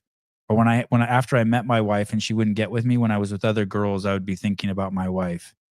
I don't look at a giant set of titties coming down the street and think I want to touch those, or I want to put my face in those, or I want to fuck that chick. I don't visualize other chicks. I don't covet. Yeah, I don't covet. I'm very I don't know what the word is, but that one I'm pretty good with. That one I don't. I'm kind of. That's a bizarre answer because I kind of don't want to be. I'm kind of disgusted by other women. Second, third base. Yeah. Go ahead. How do you round any bases before your wife if you're not sexually? I used to be, but once I came across my wife, I was like, I'm infatuated with my wife, like physically. Yeah. Okay. So like I don't I kind of have, I almost think of other girls as not like women as a whole, but I don't. I'm almost feel gross if I feel dirty. Like when I lie, I try not to lie for an intellectual reason. I'm like, I don't want to lie because I don't have to guard a lie. Like I don't even want to tell a small lie. Like I don't, you know what I mean? Like I just want to be. Someone invites me to dinner and I'll be like, no. But like I feel dirty if I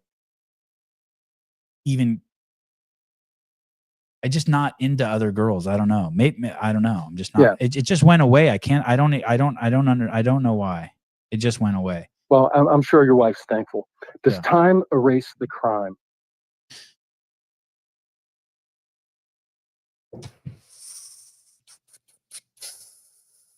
But Your Honor, it was 10 years ago. I jacked that lady in the street. No. Well, no. Do you know what erases the crime? What's that? It's not time. It's forgiving yourself. So you forgive yourself, and the judge says, "Oh, Savon, I know you beat up that woman in the subway in New York. Yeah. But since you forgave yourself, yeah, I'm gonna let you go." Yeah, that's the worldly part of it, but I'm talking about just like my day-to-day existence. This is a great conversation. That's how you live with yourself. Yeah, I have to forgive myself and then work on and learn from that, like not to do it again. Like there's things I've done that I have not forgiven myself for that I know. Yeah.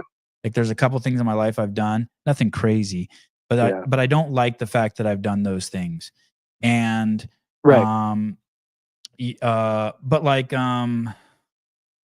when I was a kid, I used to drive around the neighborhood with my friends with BB guns, and we would shoot like just anything, squirrels, birds, dogs, just anything that was in. And I Yeah, just did the wish same I thing. wish I'd have never done that shit.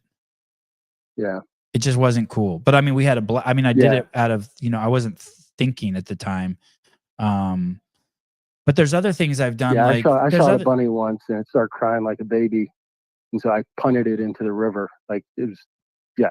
And I know what you mean. yeah, and you feel horrible your whole life. You remember you did that. You're like, what the fuck was I thinking?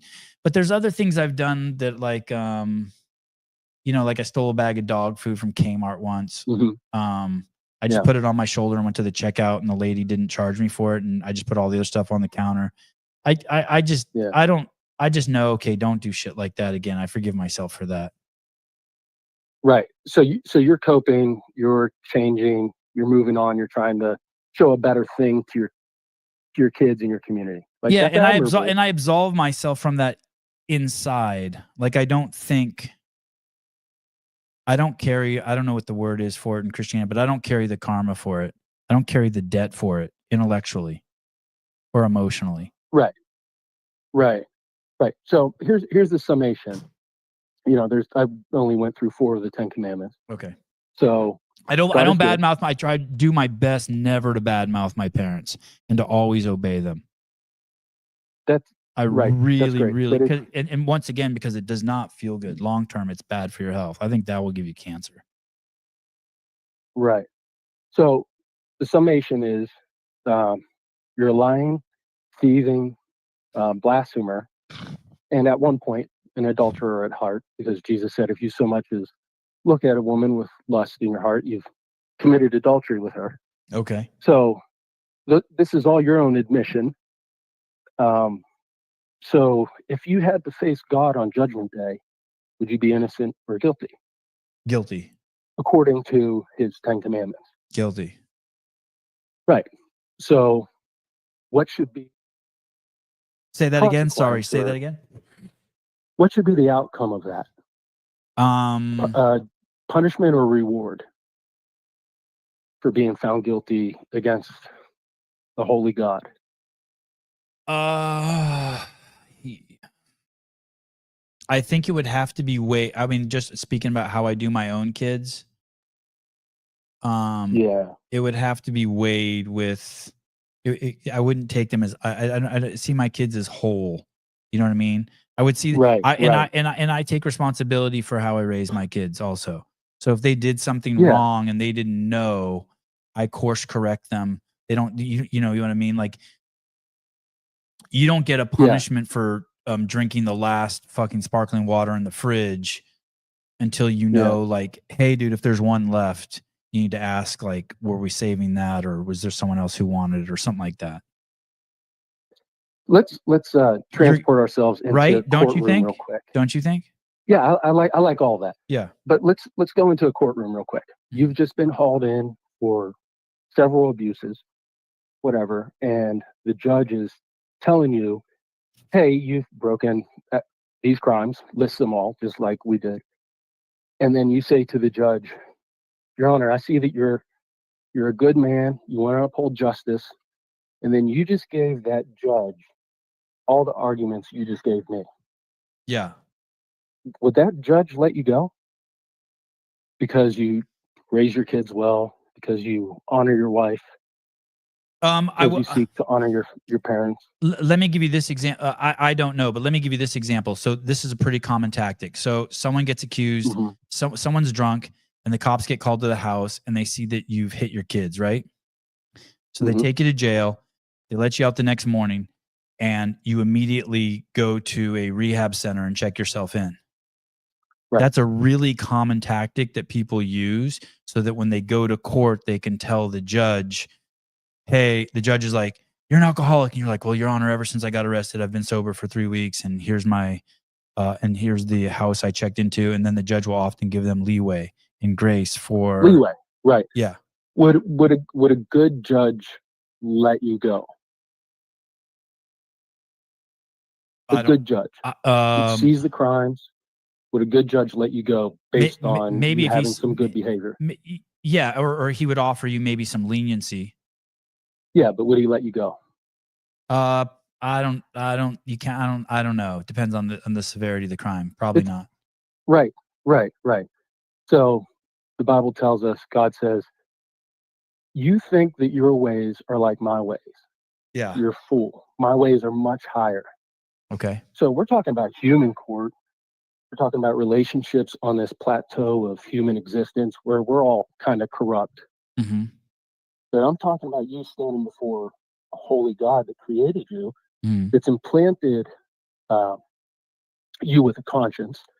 Con is with, science is knowledge. So with knowledge, you perform these acts. You lie, you steal, you use his name in vain.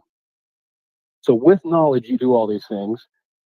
And we think that by some good deeds, we're going to justify ourselves.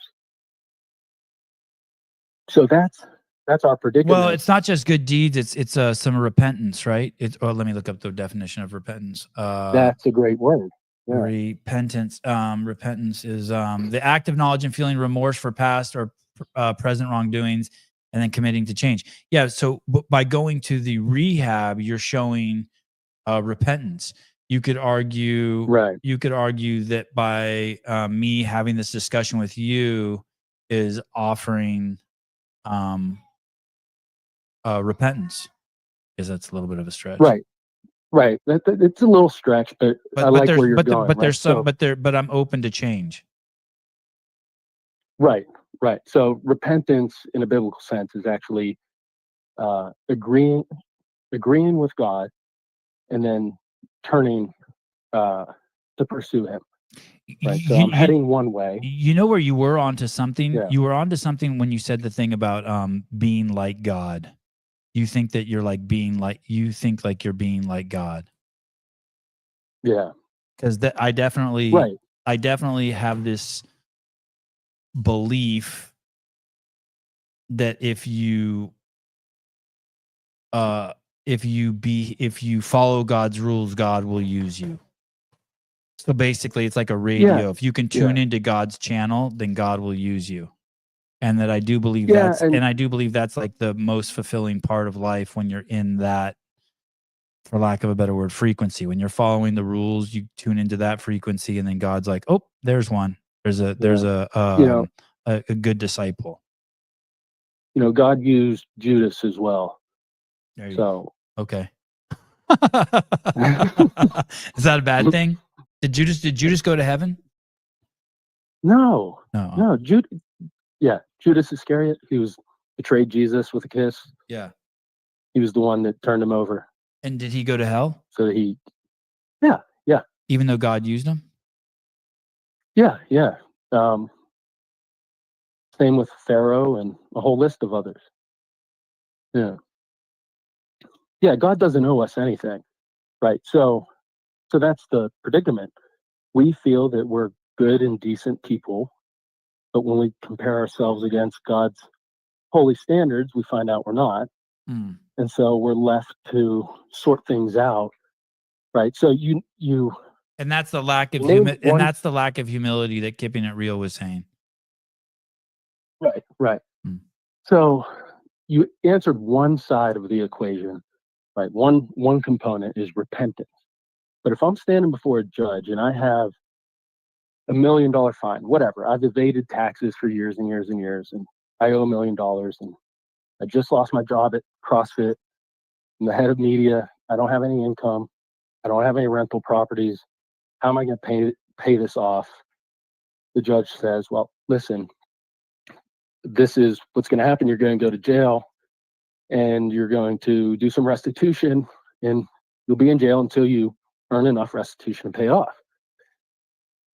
But you say, but Your Honor, I've done all these good things like you already listed. Doesn't matter. You have to pay this fine.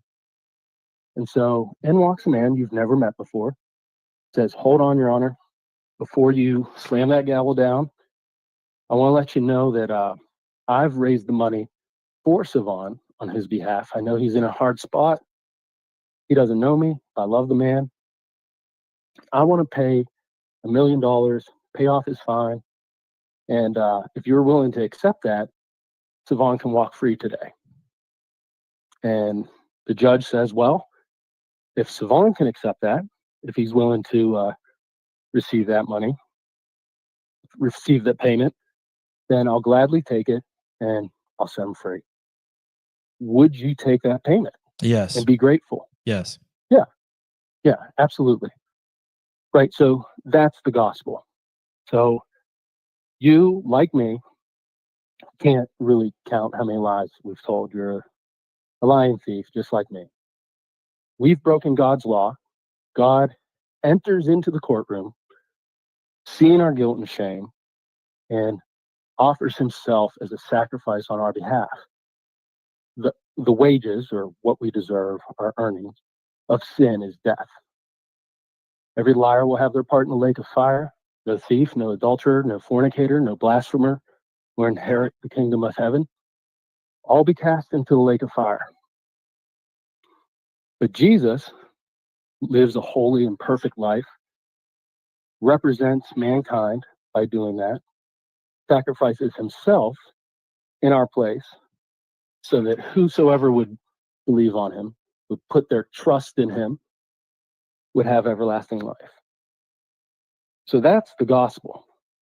That's good. Jesus came, lived, and died on your behalf. That's good. Yeah.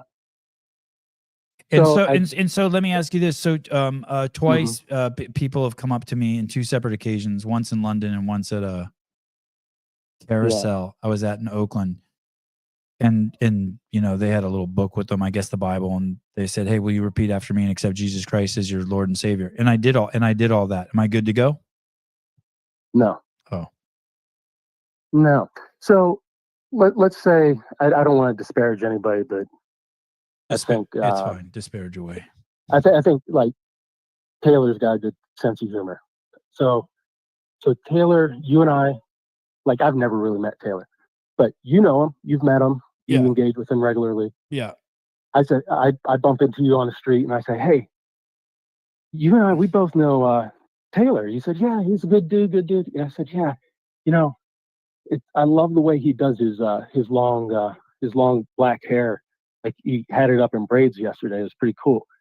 He say, "Wait a second, are we talking about the same Taylor?" I said, "Yeah, Taylor Self. You know, he does the whole sentinel training and everything. Yeah, good dude, good dude. You know, I like when he wears his high heels." And you say, "I don't think we're talking about the same person, but we keep using the same name." Right. So it doesn't matter, like, this name, this formula, words, expression. What it matters is what's actually true. Okay. You know the guy. Yep. So you know what's true about him. Right. If I'm just labeling something or someone by that name, it doesn't make it so. So whatever you were pointed at in those moments where you were offered to say a prayer was not the biblical Jesus. It was something that you didn't know. It was a thought in your head. It was a creation of a God in your own mind that would be satisfied with your justifications for the way you lived your life. It would be satisfied with, oh, if you do enough good, then you'll be redeemed. Then the scales will be balanced in your favor and you'll be rewarded. But that's not the God of the Bible. That's the God of every other religion that says, do good, get good. The God of the Bible says, I alone am good. You can do no good, but I've done all the good on your behalf. And if you would turn from your wicked ways and put your trust in me, then I'll save you from your sins. How If would any I? man be in Christ, he's a new creation. I don't want to drag you into this, so I want to word this very carefully. Yeah. How I was gonna say, how would you know that those two guys weren't that it wasn't a valid coming to God, accepting of Jesus Christ? But let me change it to, how would I know? How would I know that it wasn't? I like that. How would I that's a know good that it wasn't question. valid? Yeah. So the Bible says you should know them by their fruits. Right? You hear all this stuff in pop media, pop culture. Don't judge people. But I've heard There you say must it there before, must like, not be very many. Oh, sorry. Go ahead. Go ahead. no, I've heard you say it before that it's right to judge people. Like, I agree with you. I just don't give a definitive judgment of final destination on anybody until their life is over, and really can't even do that for most people. It's just what the Bible declares. It's not my judgment, right? So So only I would know. You wouldn't know. no. No, we're called to. We can know who's a believer by their fruits, right? Same way you know who's a CrossFitter and who's not Right. by the way they live their lives, right? Like somebody that doesn't do CrossFit workouts is not a CrossFitter, Right. right? I mean, we just hold it up against What the can you ruler. can you tell and me we some of know the what line fruits? is Can you straight. tell me some of the fruits? Yeah. Peace, love, gentleness, self-control. But ultimately, it's a life pointed to Christ, right? It's not a life that disparages Christ. It's a life that honors him. It's not a life that questions his authority. It's not a life that tries to justify one's own self before others. It's not someone who points others to wrongdoing, but somebody that humbly submits daily to Christ. And when they fail, they repent, get up, and keep moving forward. It's a life defined by the pursuance of holiness. But it's also a life that points to Christ, not just in action, but in word and Or what Bible about the reading. other way around? Not just in word, but in action. Yeah, absolutely. So but we can all be moral people. Like that's how societies survive this long. Is moral nations usually lead the way,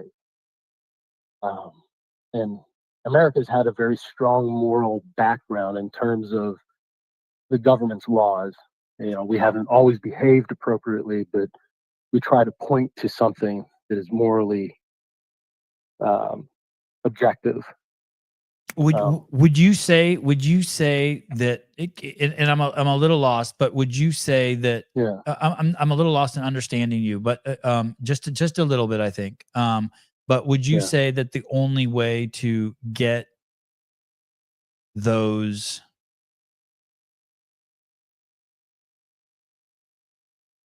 to imagine if there's a compass in one direction is God, right? Yeah. To get that compass pointed in the right direction, that the only way to do that is reading the Bible?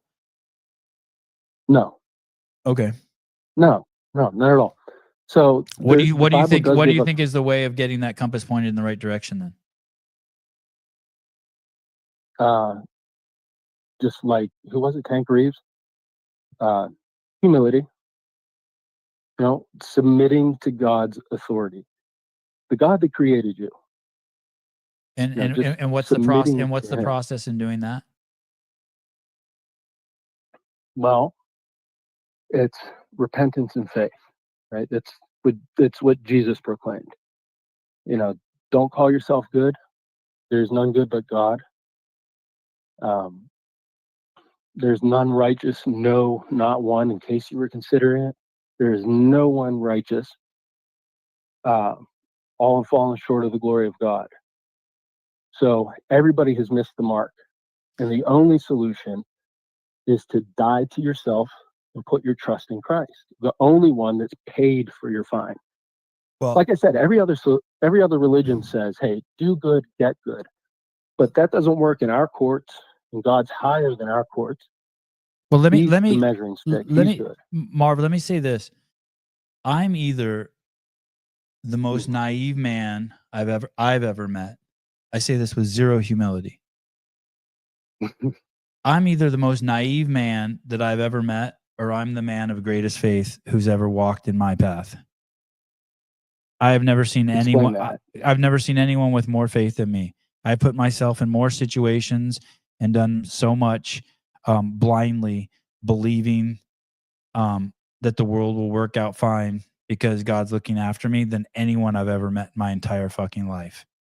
And whether that be attempting to, I spent 2 years of my life attempting to follow, to be like Jesus, to walk the planet with nothing, and to see God's power.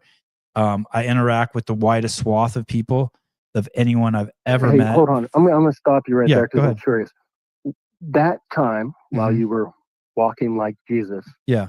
were you having sex with women Yes. that you were not married to? Yeah. So you're not walking like Jesus. Well, hey, I was attempting. It was. I wasn't saying I was walking like Jesus. I said I was and if I did, I apologize. Right. I was attempting to, and I've never seen anyone Right. make the. I've never seen anyone make the attempts that I've made. I've read books about people Right. who've made the attempts. I think it's all admirable. I mean, I think Martin Luther. But I'm referencing this to the fact of what you were referencing. I'm trying to figure out how I get this knowledge that you have, and that's why I said, do I need to read the Bible to get it? And you said through faith and repentance. And I can't. I'm not so sure. I give myself a lot of internal repentance and grace, but my faith is my faith is crazy, and it scares the shit out of people around me. Yeah, like to trust that God is going to sustain you in this life is one thing, Mm-hmm. but I'm talking about your soul, right? So, like, if you lost an arm today, would you be less savant, or would you still be the same person? Same person. Like, yeah, right. So, like, you're more than the material makeup of DNA and flesh and bone. Like, you're a soul inside of a body, and so when your body deteriorates, your soul is going to go on in one of two places. So it's either. I hear you. Let me get you back to. You're telling me that there's a way, and I'm really trying to get this. You're telling me that there's a way to bake a cake. You're telling me there's a way to mix flour and water and whatever to get a loaf of bread. And what I'm trying to get from you is, what are the materials I need? So you've told me that I need to be the 10 Commandments, right? And then I'm trying to see like what it is that you would think that I would need to be doing and put together to have the knowledge that you have. Okay, answer this question definitively for me. Okay. Is Savan Matosian a good person? Yes. That's your problem. Okay. So I have to accept that I'm not a good person. Well, you and me, like if I compare myself to you, you compare yourself to me. Right. You're an excellent person. When you look out across the plateau of human experience, you're a great person. You're admirable. Everybody appreciates you. On and on. Right. Raise your kids well. All that. But it's not in comparison to one another. It's in comparison to God. Okay. And got it. Yeah. Okay. So, yeah. Okay. Yeah. God, that's gonna be a tough one for me. Right. Because you're kind of playing God on your own here. Because you want it to be so badly your way. Yes. Yeah. Yeah. And that's the human struggle. That's what we all struggle with. You know, that's why the first commandment is you should have no other gods before me. Well said. Thank you. That was really good. Yeah. Hey, thanks for hearing me out and having a little bit of back and forth. That was fun. Yeah, I'm glad I stayed on. I just hope you think about this, and maybe we'll talk again sometime. Buddy, I love you. Thank you for calling and spending time and giving me your energy and patience. Yeah. Thank you. All right, dude. Bye. Thank you. Cheers. All right.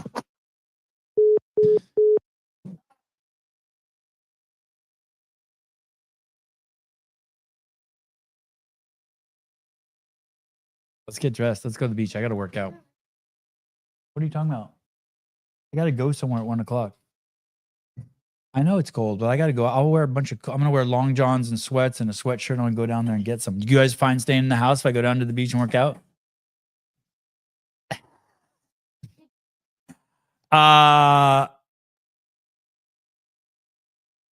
Someone's lying. He doesn't actually love you. I don't think that's true.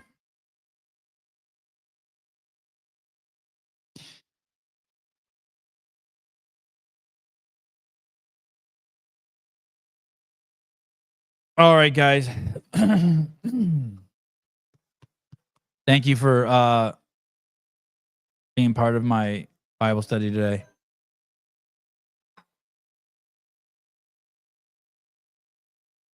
Mason Mitchell, the show really went downhill today.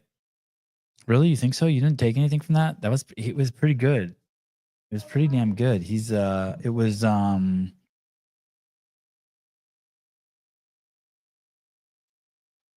was good. A lot of illustrations. Is that the word I'm looking for? Illustrations. Brianna, earlier was a 7 out of 10. That took it to a 6 out of 10.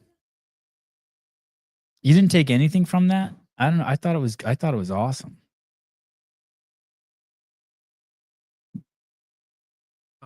All I know is you're not a good. All right, fine. Oh yeah, I guess now I get it. Yeah, that's the part that's the. Oh man. Marv, that is not true. Who would you be without that thought? It was circular. I don't know. I thought it was. Here's the thing about having conversations with people. You never, if you want to just keep going deeper and deeper with people, you really got to not drag them into it. And it's really hard not to do that when you want to win.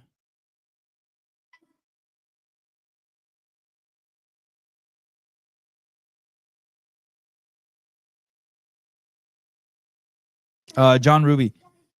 Sevon, I'd love to talk about religion. I grew up in an ultra-conservative cult that I left at 19. I would love to discuss our views.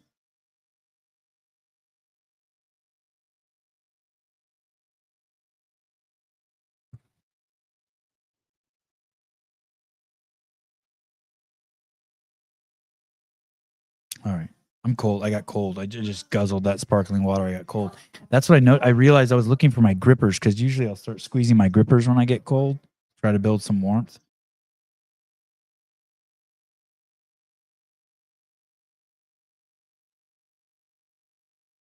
Should I call? No, don't call. Not that I don't want you to. I want to go. All right. Love you guys. Great show. What is today? Is today Thursday? No, Friday. Shit, I gotta go to the butcher. Binge Bros tonight. Maybe a CrossFit Games update show. I'm not sure what's going on. I need to just get on the phone with Spin and Tyler and John and get brought up to speed on everything that's going on. Talk to you guys later. The results from the NorCal Classic were in. A lot of fucking pipe hitters in the women's division. I didn't look at the men's yet. All right. Talk to you guys soon.